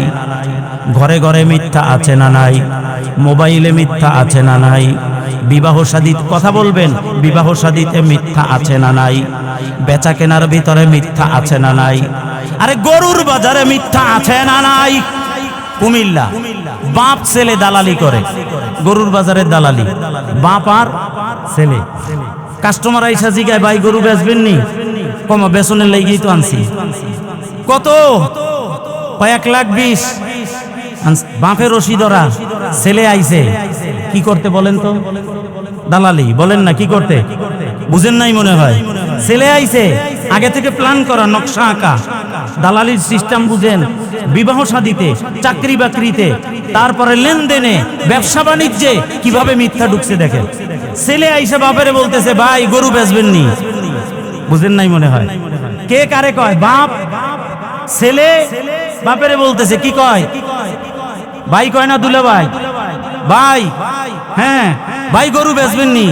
মাশাআল্লাহ বাপে আবার দাঁড়িয়ে আছে। কারণ দালালি করতে হইলে কিছু নমুনা ধরন লাগে, দরবেশ টরবেশ সাজন লাগে, না তো কাজ হয় না। আর এইটা সিস্টেম শুরু হয়েছে ইবলিস থেকে। ইব্রাহিম নবী সন্তানরে নিয়ে জবাই করতে যায়, আর পিছন দিকে বুইরা দরবেশ, এরকম দরবেশ সামনে ভিতর দেই। কথা বুঝেন নাই মনে হয়। বুইরা দরবেশ আইসা কয়, ও ইসমাইল যাও কই? আব্বার সাথে দাওয়াত খাইতে। আরে না, জবাই করতে নিয়ে যায়। নবী ইব্রাহিম রে ইসমাইল বলছে, আব্বা বুইরা দরবেশ বলতেছে আপনি নাকি আমারে জবাই করতে নিয়ে যান। বাজান এটা শয়তান পাথর মার। এটা কি? শয়তান পাথর মার। তার মানে ধোকা দিতে একটু সুরাত ধরা লাগে। বাপের দাড়ি আছে মাশাআল্লাহ। বাপে বলতেছে, হ্যাঁ ভাই বেচাম তো, আপনি কিনবেন নি? কারে কয়? কথা বুঝেন নাই মনে হয়। কুমিল্লার ভাষা। বেচাম তো, কিনবেন নি আপনি? হ্যাঁ কিনলাম তো। ওই এতে গো বাড়ি দাউদকান্দি, কুমিল্লা এতে কুমিল্লা বাড়ি, বুঝছেন না? এতে কুমিল্লা তো নাই জানেন। হ্যাঁ আমি নোয়াখালী না, কুমিল্লা। হ্যাঁ, আর আমি কুমিল্লার বরিশাল আসি, দুই যুগে একসাথে মিল্লা জিল্লা, বুঝছেন নি কথা? মুসলমান ছেলে বাবারে বলতেছে ভাই, বাপ ছেলেরে বলতেছে ভাই কিনবেননি? কয় বে কিনলাম। বেচবেননি? কয় বেচাম। কত চান? 1,20,000। টাকা 90। এদিকে কাস্টমার দাঁড়ানো। কাস্টমার কয় গরু যদি বেচা হয় আর পাবো না, পছন্দের গরু। কয় দিব 95। ভাই এবার ছেলে দাঁড়াইয়া কয় ভাই আমি 1,00,000। এবার কাস্টমার কয় আমি 5,000। এবার আবার ছেলে কয় ভাই আমি 10,000। কথা বুঝেন নাই মনে হয়। এই তালের দালালি বাংলার জমিনে আছে না? না। আমি আমার দৃষ্টি থেকে যা দেখলাম তাই বলি, শুনে বাংলার জমিনে মোবাইল আসলো, না হাজার লক্ষ মুসলমানকে মুনাফিক বানাইলা? কথা বুঝেন নাই? আছে আদর্শ গ্রাম, ফোনে কয় আমি আছি কুড়িগ্রাম। এরকম সত্যবাদী মোবাইল খোর বাংলার জমিনে আছে না? না। মিথ্যা কি জিনিস জানেন? নবী আমার বলে জবান দিয়া মিথ্যা ছাড়ো, কারণ মিথ্যা বড় নাপাক। এই জবান দিয়া যেই কথা তুমি বের করবা, হাজার চেষ্টা করলেও ওই কথা আর ভিতরে নেওয়া যায় না। জীবনে যত কথা আপনি বলছেন, ওই কথা আর পিছনে ফিরেই নেওয়ার সুযোগ আছে। জবান এমন বড় নেয়ামত, এই জবান দিয়া হাবিজাবি কথা বলিয়া এই বাংলাদেশ থেকে জুতা পেটার আঘাত খাইয়া পালাইছে এমন ঘটনা আছে না নাই? খালি এই মুখের দোষে, আঞ্চলিক ভাষা কয় খালি এই থুতার দোষে দেশ ছাইরা বাজছে। কথা ঠিক নিও। শুধু এই জবান দিয়ে মানুষকে গালি দেওয়া হয়, এই জবান দিয়ে মানুষের বিরুদ্ধে সমালোচনা করা হয়, এই জবান দিয়ে মানুষের বিরুদ্ধে মিথ্যা সাক্ষী দেওয়া হয়। আবার এই জবান আছে বলে রে হাজার কোটি পাহাড় পরিমাণ গুনাহ মাথায় নিয়ে যখন জবান দিয়া আমার মালিককে মালিক বলে ডাক দেয়, এই জবানের ডাকে তামাম গুনাহ মাফ হয়ে যায়। এই জবানের বড় দাম। ফতুয়া আমরা নিজেরাই বানাই। ভাই হুজুর একটু মিথ্যা না বললে আর চলা যায় না। নাউজুবিল্লাহ জোরে কোন। এই দুনিয়াতে সত্যবাদী মানুষ আছে না নাই? মিথ্যা বলে না এমন মানুষ আছে না নাই? আমার আব্বি যুবক, তারা কি দেশে থাকে না? তারা কি সংসার করে না? তারা কি বাজার ঘাট করে না? তাদের কি সমাজ ব্যবস্থা নাই? তারা কি মানুষের সাথে চলে না? তাহলে সে যদি পারে আমি কেন পারবো না? আল্লাহ আপনি আমাদের তৌফিক দান করেন, জোরে বলেন আমিন। নবীজির আদালতে একজন যুবক আসছে, ডাক দিয়া বলে ইয়া রাসূলুল্লাহ, দুইটা অভ্যাস আমার আছে। এক নম্বর আমি জিনা করি, দুই নম্বর আমি জবান দিয়া আমি মদ খাই। নবী আমার বলে এক সপ্তাহ পরে আসবা। কয় হুজুর আসলে লাভ হবে না, আমি এই গুনাহ ছাড়তে পারবো না। নবী আমার বলে তুমি এক সপ্তাহ পরে আসবা। জিনাও ছাড়তে বলি নাই, মদ খাইতেও নিষেধ করি নাই, তবে তুমি এই একটা সপ্তাহ একটা আমল করবা, তুমি শুধু সত্য কথা বলবা। সুবহানাল্লাহ, একটু জোরে বলেন না, আর একটু জোরে বলেন সুবহানাল্লাহ। তুমি শুধুমাত্র সত্য কথাটা বইলো, আর কিছু লাগবে না। এক সপ্তাহ পরে নবীর আদালতে হাজির হয়ে গেল। নবী আমার বলে যুবক, তোমার গুনাহ দুইটা ছিল কি হুজুর? মদ খাওয়া আর কি করা? জিনা করা। তো এক সপ্তাহ পরে আসছো, এখন তোমাকে কয়টা আমল দিলাম? বলে একটা। কি? বলে সত্য কথা। ও যুবক, এই একটা সপ্তাহ একটা মিথ্যা কথা বলছো নি? কয় না হুজুর। সুবহানাল্লাহ বলেন না। এবার বলো তুমি মদ খাইছো নি? কয় না হুজুর। সুবহানাল্লাহ কর না। কয় জিনা করছো নি? কয় না হুজুর। আমল দিছে কয়টা? জিনা ছাড়তে নিষেধ করছে, মদ খাইতে নিষেধ করছে, করে নাই তো। আমল দিছে কয়টা? একটা। এবার নবী আমার বলে ও যুবক, জিনাও তোমাকে ছাড়তে বলি নাই, আর মদ খাইতে তোমাকে নিষেধ করি নাই, কেমনে তুমি মদ খাওয়া ছেড়ে দিলা? কেমনে তুমি জিনা করা ছেড়ে দিলা? ও যুবক, হয় হুজুর আপনি একটা আমল দিছেন সত্য বলার জন্য। আমার যখন জিনার নেশা উঠছে, অথবা আমার যখন মদের নেশা উঠছে, আমি মদের বোতল খুলিয়া মদটা মুখে দিব, এমন সময় আমার চেহারার সামনে আপনার চেহারা মোবারক ভেসে উঠছে। হায় হায়, যায়, আমার ভিতরে চিন্তা হয়ে গেছে, আরে আমি যদি নবীর সামনে যাই, আমার নবী তো আমাকে জিজ্ঞাসা করবে, ও যুবক তুমি সত্য করে বলো মদ খাইছনি? আমি যদি এখন মদ খাই, আমার নবীর কাছে তো সত্য বলা লাগবে, আমার তো বলা লাগবে হুজুর আমি মদ খাইছি, কারণ আমি মিথ্যা বললে উপায় নাই, কারণ আমি নবীর কাছে মিথ্যা বলতে দেরি আল্লাহর পক্ষ থেকে জিবরাইলের উপস্থিতি আছে না না। এই জন্য যখন আপনার কথা স্মরণ আসছে, আমার ভিতরে ভয় শুরু হয়ে গেছে, কিয়ামতের চিন্তা শুরু হয়ে গেছে, আরে আমি নবীর সামনে কেমনে সত্য বলবো নবী আমি মদ খাইছি? এটা বড় লজ্জা।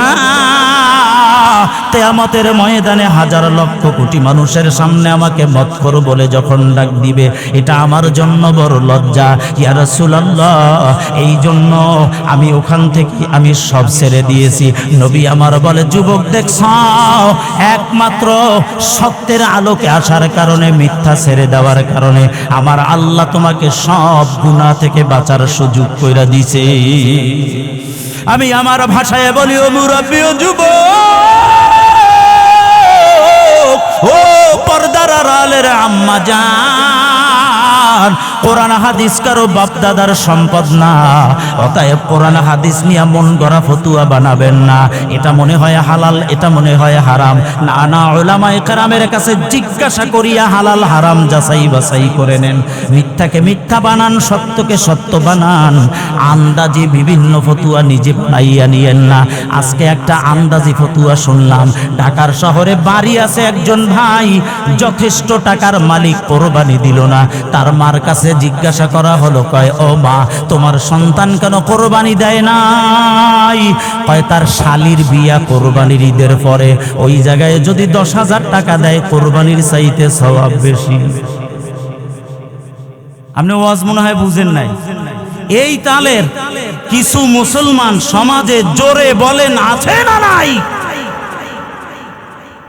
কোরবানি ওয়াজিব হয়েছে কিন্তু দেয় নাই। আজকে কোরবানির মেয়াদ আসরে শেষ হয়ে গেছে। আসরে না হুজুর? আসরে শেষ হয়ে গেছে। দিলেন না কেন? কেন দিলেন না? সম্পদ কমবে। আল্লাহর কসম, 100 টাকা না 500 টাকার স্টাম্প মানে না, আমি লিখে দিই, সম্পদ হওয়ার পরে, কোরবানি ওয়াজিব হওয়ার পরে যারা কোরবানি দেয় নাই, ওদের সম্পদ থাকবে না, থাকবে না, থাকবে না। আপনি স্টাম্প আনেন, আমি দলিল লিখে দিই, থাকবে না তোর সম্পদ। তোর মতো জালেম আল্লাহর জমিনে হাঁটার কোনো অধিকার না।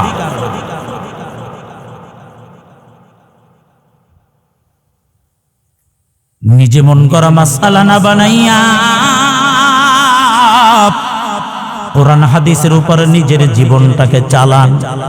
সত্য কথা বলিয়া, সত্য পথে চলিয়া যদিও একটু চলতে কষ্ট হয়, কিন্তু রাস্তাটা জান্নাতি বানায়া যিনি দিবেন তিনি কে? ইসলামের দ্বিতীয় খেলাফত আমল,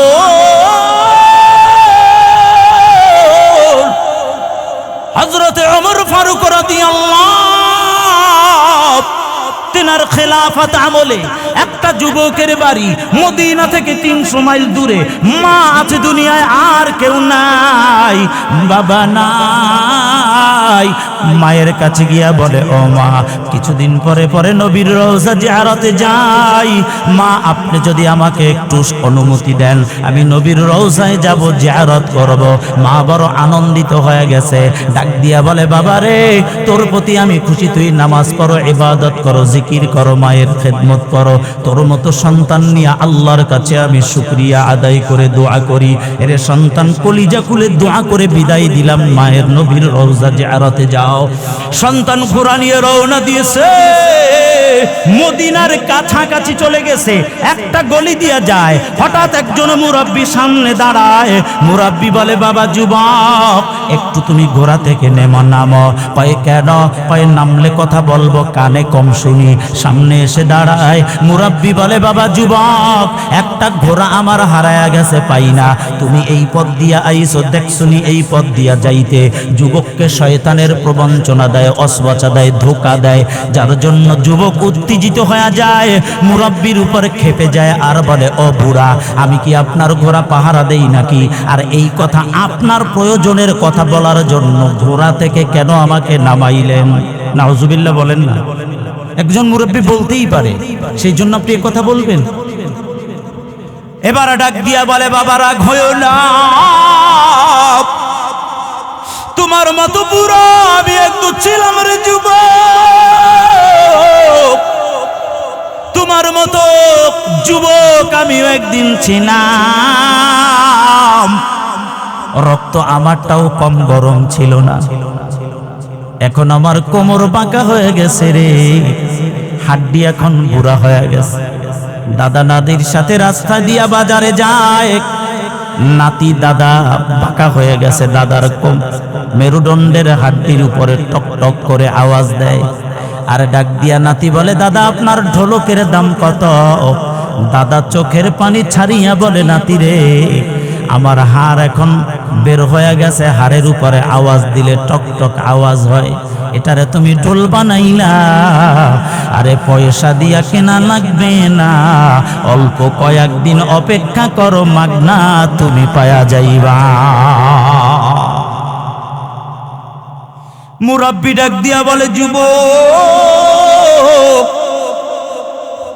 রাগ হয় না, তোমার মতো যুবক আমিও ছিলাম। কিন্তু যুবকটা এত রাগান্বিত হয়ে মুরব্বিকে ধাক্কা দেয়, জমিনে পড়ে যায়। মুরব্বি জমিনে পড়তে দেরি, মালিকের হুকুমে দুনিয়া থেকে বিদায় হয়ে যায়। ইন্না মারা গেছে। এবার যুবক চিন্তা করলে, হায় হায়, আমি কি করলাম? আমি একজন যুবক, 5 ওয়াক্ত নামাজি, কোরআন তেলাওয়াত করি, নবীর রওজা জিয়ারত করি, আমার হাতে আমি একজন মানুষকে হত্যা করলাম, এর থেকে সমাধান কি পাওয়া যায়? হঠাৎ দেখে রাস্তা দিয়া 2টা যুবক আব্বা আব্বা বলে বাবাকে খুঁজতেছে। ডাক দিল, এদিকে আসো, এই মুরব্বিকে চিনো কিনা দেখো। বলে, এই তো আমাদের বাবা। কয়, কি হয়েছে? কয়, তোমার আব্বা মারা গেছে। কয়, তুমি দেখছো? কয়, হ্যাঁ আমি দেখছি। কয়, তোমার আব্বা, আমার আব্বা কেমনে মরলো? কয়, তোমার আব্বাকে আমি মারছি। সুবহানাল্লাহ, জোরে বলেন। আল্লাহু আকবার, একটু জোরে বলেন না। আচ্ছা বলেন তো, এই সত্য কথা পৃথিবীতে এখন আছে? পাওয়া যাবে?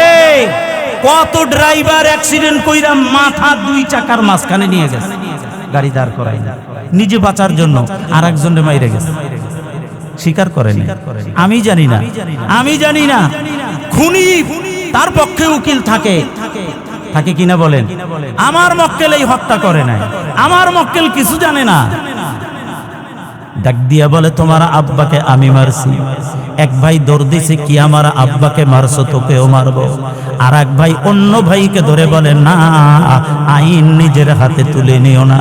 যেই দেশের রাষ্ট্রপ্রধান মুসলমান, যেই দেশে কোরআনের আইনে বিচার চলে রে, ওই দেশের ভিতরে আইন নিজের হাতে তুলে নেওয়া এটাও অপরাধ। বাবার লাশটা কাঁধে নিয়ে নবী খলিফা হযরত ওমর রাদিয়াল্লাহু আদালতে দৌড়ায়। আসামি যুবক, তিনিও সাথে আছে আমিরুল মুমিনিন, খলিফাতুল মুসলিমিন হযরত ওমর ফারুক রাদিয়াল্লাহু আদালতে দাঁড়ায়। বলে, হুজুর, এই যুবক আমার আব্বাকে মেরে ফেলছে। হযরত ওমর রাদিয়াল্লাহু বলে, কথা সত্য কিনা? বলে, হ্যাঁ। কয়, এই বৃদ্ধ মানুষটাকে তুমি মারছো? বলে, হ্যাঁ। তুমি মারছো? বলে, হ্যাঁ। তুমি মারছো? বলে, হ্যাঁ। তাহলে কোরআনের আইন মানো? বলে, মানি। কয়, কোরআনের আইন যদি হুজুর আমি মানি, আমার কি হবে? আমাকে আল্লাহ মাফ করবে কিনা? এত বড় অপরাধ থেকে আল্লাহ আমাকে ক্ষমা করবে কিনা? কয়, কোরআনের আইন যদি তুমি মানো, শরীয়তের আইন যদি বাস্তবায়ন করো, আল্লাহ তোমাকেও মাফ করবে, এবং এই শরীয়তের আইন বাস্তবায়নের কারণে আল্লাহ তোমাকে জান্নাত দিবে। কয় হুজুর শরীয়তের হুকুম আমি মানি। আমিরুল মুমিনিন বলে এই মুরব্বিকে হত্যার দায়ে তোমাকে এখন কতল করা হবে। যুবক ডাক দিয়া বলে লাব্বাইক আমিরুল মুমিনিন, আমি তৈয়ার। কয় এখন কতল করা হবে না, আগামী জুমার নামাজের পরে তোমার কতল হবে। এখন তুমি কয়েদখানায় যাও। কয়েদখানায় যাওয়ার সময় যুবক কান্না করে। ওমর ফারুক রাদিয়াল্লাহু বলে কেন কান্না করো? আমিরুল মুমিনিন, বাড়িতে আমার মা একজন বৃদ্ধা মানুষ, আমার মায়ের আমি ছাড়া আর কেউ নাই। আর একজন ইহুদির কিছু আমানত আমার কাছে আছে জমা। আমি যদি আমানতটা ফেরত না দেই, মুসলমানদের ব্যাপারে ইহুদি খারাপ মন্তব্য করবে, রাস্তায় হাঁটিয়া হাঁটিয়া বলবে মুসলমানের আদর্শ ভালো না। হুজুর আপনি আমাকে একটু সময় দেন, আমি আমার মার কাছ থেকে বিদায় নেব, ইহুদির আমানত ফেরত দিয়ে আবার আসবো। আমিরুল মুমিনিন বলে একজন ফাঁসির কাষ্টের কতলকৃত আসামিকে ছেড়ে দেওয়ার হুকুম ইসলামে নাই, তবে তোমার জিম্মাদারি যদি কেউ নেয় তাহলে তার জিম্মাদারিতে তোমাকে ছেড়ে দেওয়ার বিধান আছে। কেউ জিম্মাদারি নেয় না। হঠাৎ করে যুবকের কান্না দেখে নবীর একজন জলিল কদর সাহাবা হযরতে আবু যার গিফারি রাদিয়াল্লাহু, তিনি হাত উঁচু করে বললে আমিরুল মুমিনিন, এই দূর প্রবাসের যুবকের জিম্মাদার আমি হয়ে গেলাম।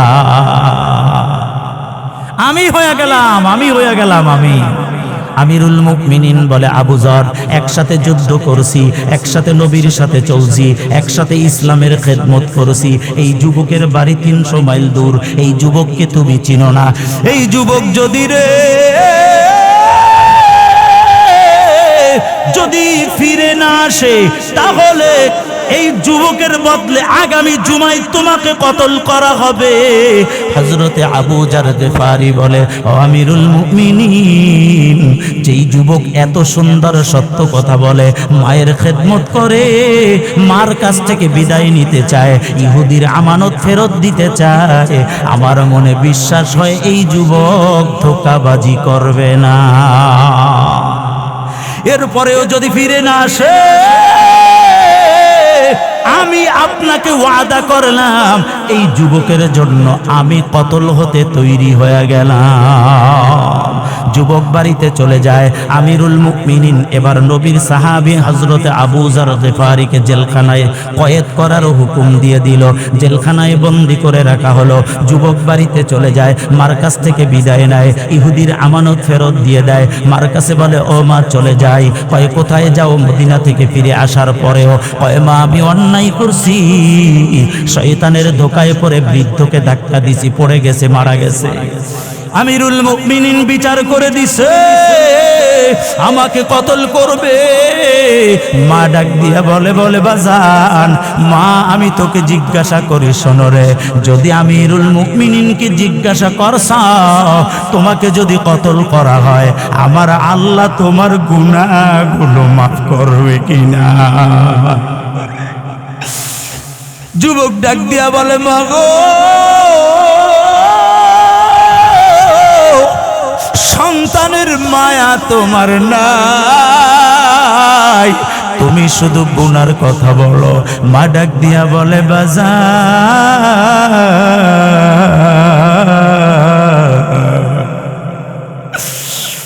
ওরে বাজার শুধু আমি একজন জান্নাতি সন্তানের মা হতে চাই, কাজে বাজান তাড়াতাড়ি চলে যাও। কতলের বদলে কতল হলে যদি জান্নাতি হওয়া যায়, আমি খুশি মনে বিদায় দিয়ে দিলাম, আমি জান্নাতি সন্তানের মা হতে চাই। যুবক দৌড়ায়, ওদিক থেকে জুমার নামাজ শেষ হয়ে গেছে, যুবক নাই। কতলের স্থান রেডি হয়ে গেছে, যুবক নাই। কতলের স্থানে নবী সাহাবাকে দাঁড় করাইছে, যুবক নাই। এখন শুধু হযরতে আমিরুল মুমিনিন ওমর ফারুক রাদিয়াল্লাহু হুকুম দিবে, জল্লাদ তার দেহ থেকে মাথাটা আলাদা করে দিবে। এমন সময় পিছন দিক থেকে একটা যুবক,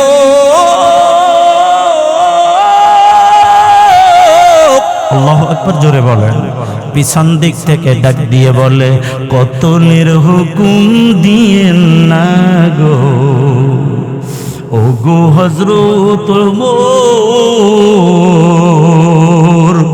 মরুভূমি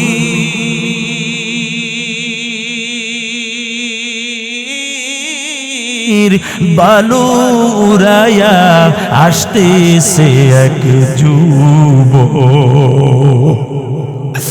নজর দিয়া বলে, আমিরুল মুমিনিন কতলের হুকুম দিয়ে দাও। নজর দিয়া দেখতেছি একটা যুবক বালু উড়াইয়া উড়াইয়া ঘোড়ার পিঠে আসতেছে। মুহূর্তে জাম দিয়ে পড়ে যায় আর আমিরুল মুমিনিনের কাছে ক্ষমা চেয়ে নেয়। ওগো আমিরুল মুমিনিন, ঠিক টাইমে বাড়ি গিয়েছি, ঠিক টাইমে রওনা দিয়েছি, কিন্তু পথিমধ্যে দ্রুত গতিতে ঘোড়া চালানোর কারণে আমার ঘোড়া অ্যাক্সিডেন্টে পায়ে ব্যথা পায়, আসতে দেরি হয়। নবীর সাহাবীকে ছেড়ে দেন, আমাকে কতলের স্থানে নেন, কতল করে দেন, আর আমাকে গুনাহগার বানায়েন না। হযরতে আমিরুল মুমিনিন বলে, আবু জারকে সরাও, যুবককে দাঁড় করাও। যুবককে সরাইতে দাঁড় করাইতে যাবে আর আবু জারকে সরাইতে যাবে। আবু জারকে বলে, তুমি সরে যাও, যুবককে বলে, তুমি দাঁড়াও। আবু জার বলে, আমি সরব না, কারণ জান্নাতের রওনা দিয়া জান্নাতীরা ফিরে না। সাহাবায়ে কেরাম আশ্চর্য হয়ে গেল।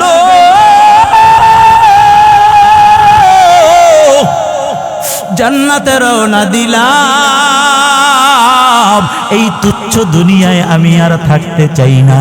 যুবক ডাক দিয়ে আবু জারের হাতে পায়ে ধরল, ও নবীর সাহাবা, আপনি মেহেরবানি করে সরে যান, আমাকে দাঁড় করান, আমাকে আমার পাপের শাস্তিটা নিতে দেন। দুই ভাই মামলা দিয়েছিল হযরত ওমর ফারুক রাদিয়াল্লাহর দরবারে।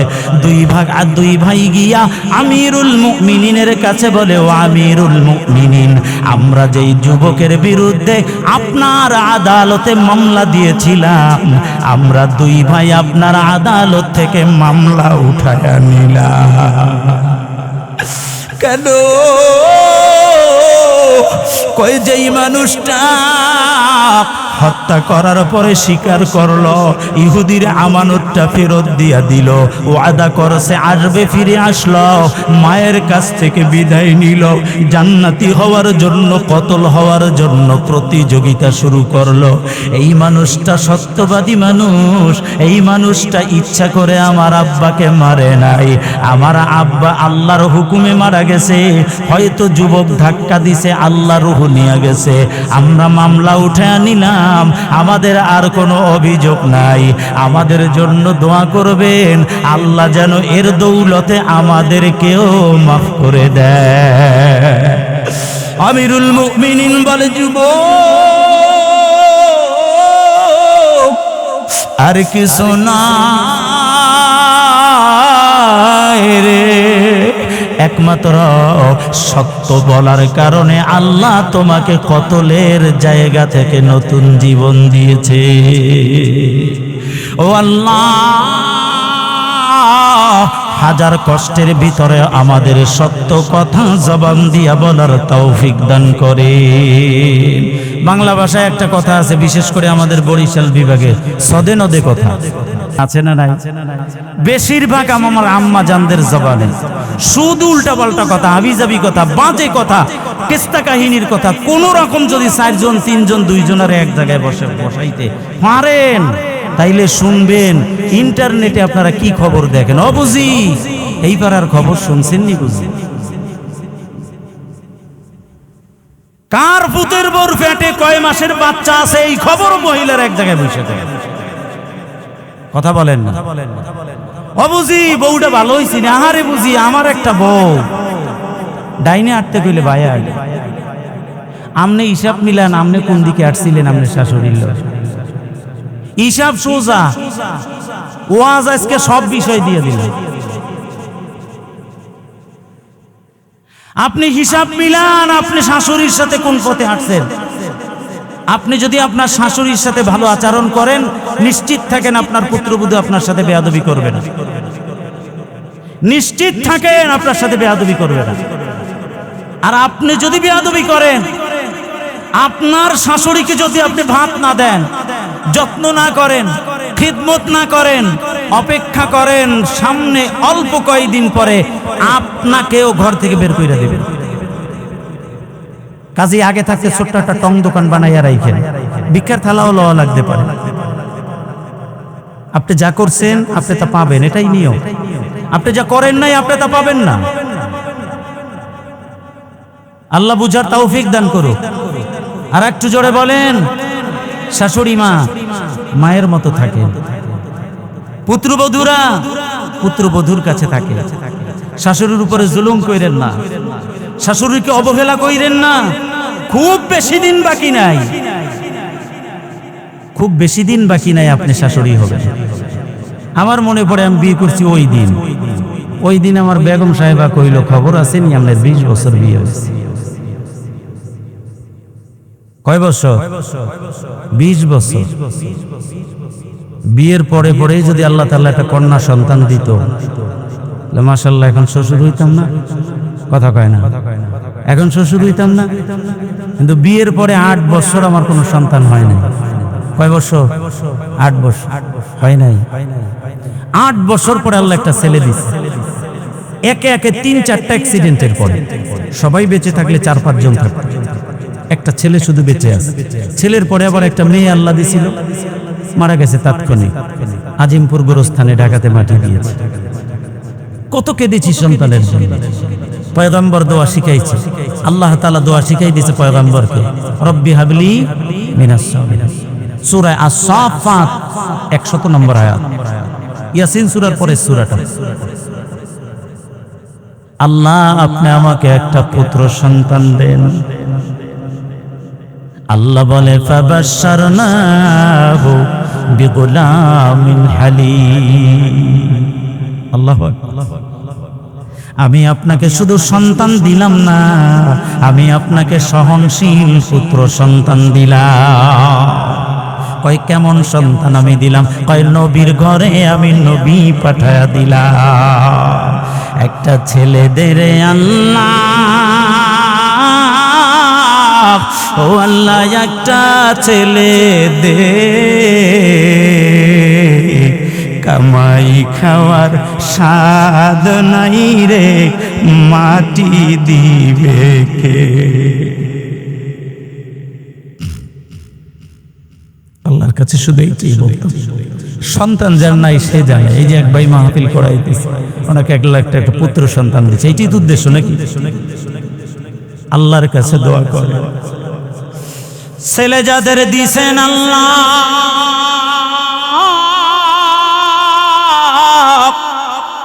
ও আল্লাহ আলেম বানায়া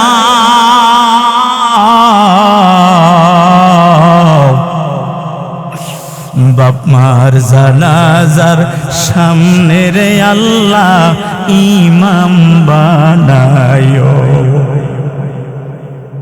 আমিন জোরে বলেন না, একটু জোরে বলেন না।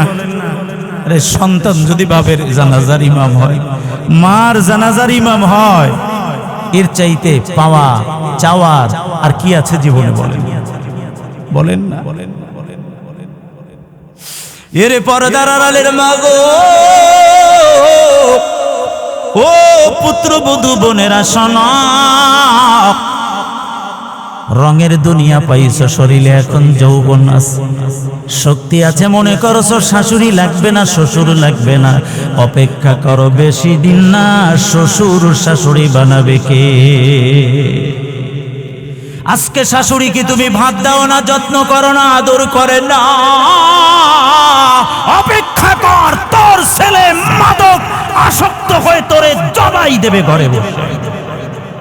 তুই তো ভাত দাস না, তোরে জবাই দেবে ঘরে বসে। হয় না মনে হয় দুনিয়া ঘটনা? হয় না মনে হয় দুনিয়ায়?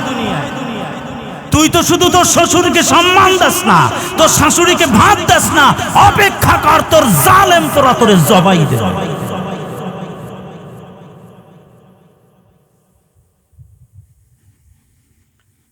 কোরবানির ঈদের 1 সপ্তাহ আগে একটা বিচার সালিসিতে গেছি, 4 বছর মাত্র ছেলে বাপ মারে ইনকাম করে খাওয়াইছে, এই 4 বছর পরে এখন মা বাপের কাছে টাকা চায়। 4 বছর যা কামাই করে দিছে এটা দাও। জালেম পোলা 4 বছরে কামাই করে যা দিছে এটা এখন ফেরত চাইতেছে, ফেরত দাও। আমি জিজ্ঞাসা করলাম কত টাকা কামাই করছো? 25 লাখ। ফেরত দিতে হবে 25 লাখ। আচ্ছা বলেন তো, মার বুকের 1 ফোঁটা দুধের না দাম কয় পয়সা হইতে পারে? কিনতে পারবেন? কথা বলেন, কিনতে পারবেন? ও যুবক, কিনতে পারবেন? হযরতে আব্দুল কাদের জিলানী রাহিমাহুল্লাহ, নাম শুনছেন তো মনে হয়। এমন রাব্বি যুবক, তিনি তেনার মুরিদদেরকে বলে, মুরিদেরা শোনো, কিয়ামতের ময়দানে আল্লাহ যদি আমাকে জান্নাতের পারমিশন দিয়ে দেয়, আমিন বলেন, আমি যদি জান্নাতে রওনা দেই, যদি জান্নাতে রওনা দেই, প্রতিমধ্যে যদি আমার মা ডাক দিয়া বলে, আব্দুল কাদের একটু দাঁড়া। কোথায় যাও? বলে জান্নাতে। কে পাঠাইছে? বলে আল্লাহ। আব্দুল কাদের, আল্লাহ জান্নাতে যাইতে বলছে, জান্নাতে যাও, অসুবিধা নাই, তবে যাওয়ার আগে ছোট্ট একটু কথা শোনো। তুমি যখন ছোট্ট ছিলা, আমি মা উঠান ঝাড়ু দিতেছিলাম, একটা দৌড় দিছো, আমি মায়ের বুকের ভিতরে ঢুকে গেছ, আমার কাপড়ের ভিতর দিয়া তোমার মাথা ঢুকাইয়া আমার দুধের স্থানের উপর মুখটা লাগাইয়া একটা টান দিছ, আমি নজর দিয়া দেখছি একটা ফোঁটা দুধ বের হয়ে গেছে, তোমার ঠোঁটের উপরে লাগছে, তুমি চাটিয়া চাটিয়া খাইছ, আমি মা ধাক্কা দিয়া সরাইয়া দিছি, ওই ধাক্কার সময় ফোঁটাটা তোমার ঠোঁটে পড়ছে, তুমি চাটিয়া চাটিয়া খাইছ। আমি বলছি বাবা একটু দাঁড়াও, আমি তোমাকে এই জায়গায় বসে আমি প্রকাশ্যে দুধ খাওয়াবো না, আমি মা অজু করব, ঘরের ভিতরে যাব, পর্দার আড়ালে দুধ খাওয়াবো। সুবহানাল্লাহ বলেন না। আরে আব্দুল কাদের,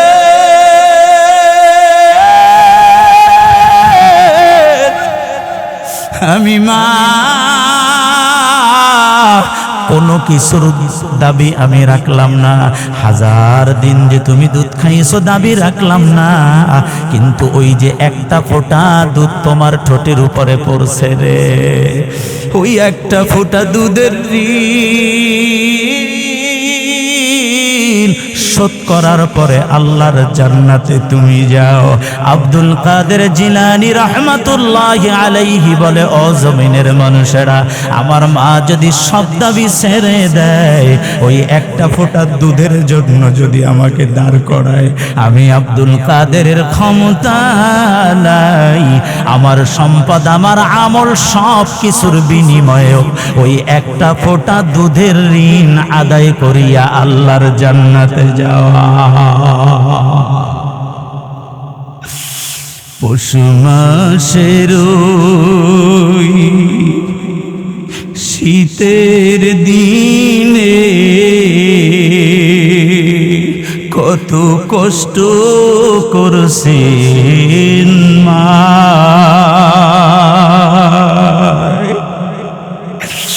নিজে শুইছেন ভিজা জায়গায়, নিজে শুইছেন ভিজা জায়গায়, আমায় রাখিছেন শুকনায়, আমার মার মতন দরদি কেহ নাই, ও আমার দেশের ভাই, আমার মার মতন দরদি কেহ নাই। ও মুরাব্বি, ও যুবক, আলোচনা শেষ করে দিলাম। আমার আব্বা জান, ও পর্দার আড়ালের আম্মা জান, ও পুত্রবধূর দলেরা, আপন মা বাবা মনে করে শ্বশুর শাশুড়িকে সম্মান করো, ভালোবাসো, ইজ্জত করো, খেদমত করো। ইনশাআল্লাহ তোমরা যখন বারদক্ষে পৌঁছে যাবে, আল্লাহ তাআলাও তোমাদের খেদমতের ব্যবস্থা করে দিবে।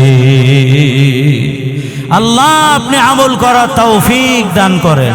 আর একটু জোরে বলেন আমিন। ও যুবক, সর্বশেষ আর তোমাদের কাছে আমার একটা দরখাস্ত, মা যাদের আছে, বাবা যাদের আছে, বেয়াদবি কইরো না, খেদমত কইরো, খেদমত কইরো, খেদমত কইরো। কারণ যেই দিন থাকবে না ওই দিন বুঝবা কি হারাইছ। যেই দিন থাকবে না, তামাম বাংলাদেশ দৌড়াই, ইন্ডিয়া গেলাম, সৌদি গেলাম, কোরআনের দাওয়াত নিয়ে গেলাম, বহুবার ইন্ডিয়ার বয়ানে গেলাম, কত পৃথিবীতে মানুষ দেখলাম, কিন্তু আমার মার চেহারার মতো একটা মানুষ দেখিনি। দেখি সত্য করে বলি, দেখি। পৃথিবীর কত মানুষের কাছ থেকে বিদায় নিলাম, মাহফিলে যাই দোয়া করি, মার কাছ থেকে পারিনি। তুমি মার কাছে হিসাব চাও, তুমি ইনকাম করে 2 পয়সা দিয়ে হিসাব চাও, কি ঋণ তুমি পরিশোধ করো? তোমার জন্মের পর থেকে হাঁটতে পারতা না, ওই পর্যন্ত তোমার মা বাবা আনতে। তোমার মায়ের যে কত রাত ঘুম নষ্ট হয়েছে, কত রাত ভিজা কাপড়ে শুইতে হয়েছে, আর তোমার বাবার যে কত রোদ্রে পুরে বৃষ্টিতে ভিজে টাইট চামড়াটাকে এখন ঢিল করে ফেলছে, সুন্দর চামড়াটাকে কালো করে ফেলছে। এই ঋণ তুমি কি দিয়া শোধ করবা? ও যুবক, যদি আলাদাই খাইতে চাও তো সেই বাবার যৌবন ফেরত দিয়ে দাও, বাবার কাছে সাদা বানাও, মায়ের রাতের ঘুমগুলো ফিরাইয়া দাও। কথা বুঝেন নাই মনে? তোমাকে নিয়ে যত রাত ঘুমায় নাই সেই রাতগুলো ফেরত দাও। এই জালেম, ফেরত দে। 4 বছর ইনকাম করছো, এখন তুমি বাপ মারে খাওয়াইয়া এখন ডাক দিয়ে বাবা মার কাছে টাকা চাও, ইনকাম করা টাকা চাও। একটা রাতের খেদমতে, একটা রাত তোর বাবা মা তোর জন্য যা করছে, তোর জীবন কোরবান করলেও তার হক আদায় করতে পারে। যুবকেরা, মা বাবা যাদের আছে, আজকে বাসায় গিয়ে অন্তত পক্ষে একটি সালাম দিবেন। পারা যাবে ইনশাআল্লাহ? একটু জোরে বলেন, পারা যাবে ইনশাআল্লাহ? যাদের মা বাবা আছে, মা আছে অথবা বাবা আছে, বাড়িতে গিয়ে একটা সালাম দিব। কারা কারা নিয়াত করি? আমি গিয়ে একটা সালাম দিব। কারা কারা নিয়াত করি? আল্লাহ আপনি তৌফিক দান করেন। আর একটু জোরে বলেন না। এখন যারা যারা হাত উঠাইতে পারেন এই তাদেরকে জিজ্ঞাসা করেন যে তোমার মা বাবার জন্য তোমার কেমন লাগে বলো। জিজ্ঞাসা করে তাদেরকে বলেন যে তোমার মা বাবা নাই, তোমার কাছে কেমন লাগে? তুমি যে গিয়ে সালাম দিতে পারবা না, তুমি যে গিয়ে চেহারা দেখতে পারবে না। তোমাকে 1 পাতা ওষুধ আনতে বলে, এই 1 পাতা ওষুধ আনতে এ সপ্তাহে বলছে, আগামী সপ্তাহে কেন বললো? ওই দিনে না দিলাম, এর মধ্যে শেষ করে ফেলাইছেন।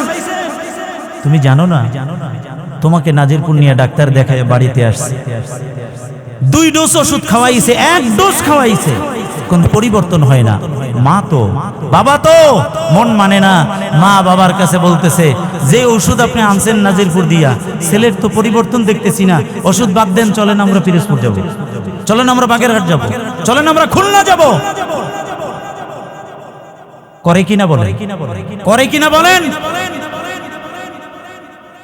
এই যে আনলো ওষুধ 1000 টাকা, তুমি 25 টাকার ওষুধও খাও নাই, বাকি 975 টাকার মায়া ছেড়ে দিয়ে তোমাকে সুস্থ বানানোর জন্য বাগেরহাট, খুলনা, ঢাকাতে দৌড়া।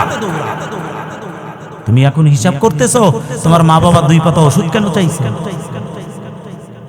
রাস্তার কুত্তার দাম আছে, তোর কোনো দাম নাই। রাস্তার কুত্তা মারা গেলে ওর জান্নাতও নাই, জাহান্নাম। তোর জীবনের কোনো দাম নাই। কুত্তার জিন্দেগির চাইতেও তোর জিন্দেগি খারাপ। নাউজুবিল্লাহ, জোরে বলে। বেজার হইছেন মনে হয়? হইলে হন গা, অসুবিধা নেই। হক কথার ঢক কম, শুনতে তিতা মানলে মিঠা। মানলে কি মিঠা, শুনতে তিতা। পিতামাতার খেদমত করবেন। আপনাদের সবার চেষ্টায়, উপস্থিতিতে আজকের এই মাহফিল সফল হলো। আমরা যিনি আয়োজক, যিনি এই ইন্তেজাম করেছেন, নিয়াত করেছেন, আমরা তার জন্য কলিজা খুলে দোয়া করব। পাশাপাশি আপনাদের সবার কাছে আমি দোয়া চাই, আপনাদের জন্য আমি দোয়া করি। আপনাদের সন্তান মাওলানা ইব্রাহিম খলিল, আমার স্নেহের ছোট ভাই, অনেক আগে থেকে আমার ভালো সম্পর্ক, আমি দোয়া করি তেনার জন্য ইফতা পড়তেছে, আল্লাহ তাআলা যেন কিতাবী একজন আলেম হিসাবে কবুল করে। আর একটু জোরে বলেন। সম্মান করবেন, বড়রা স্নেহ করবেন, সামনে আগানোর জন্য উৎসাহ দিবেন, ভালোবাসবেন।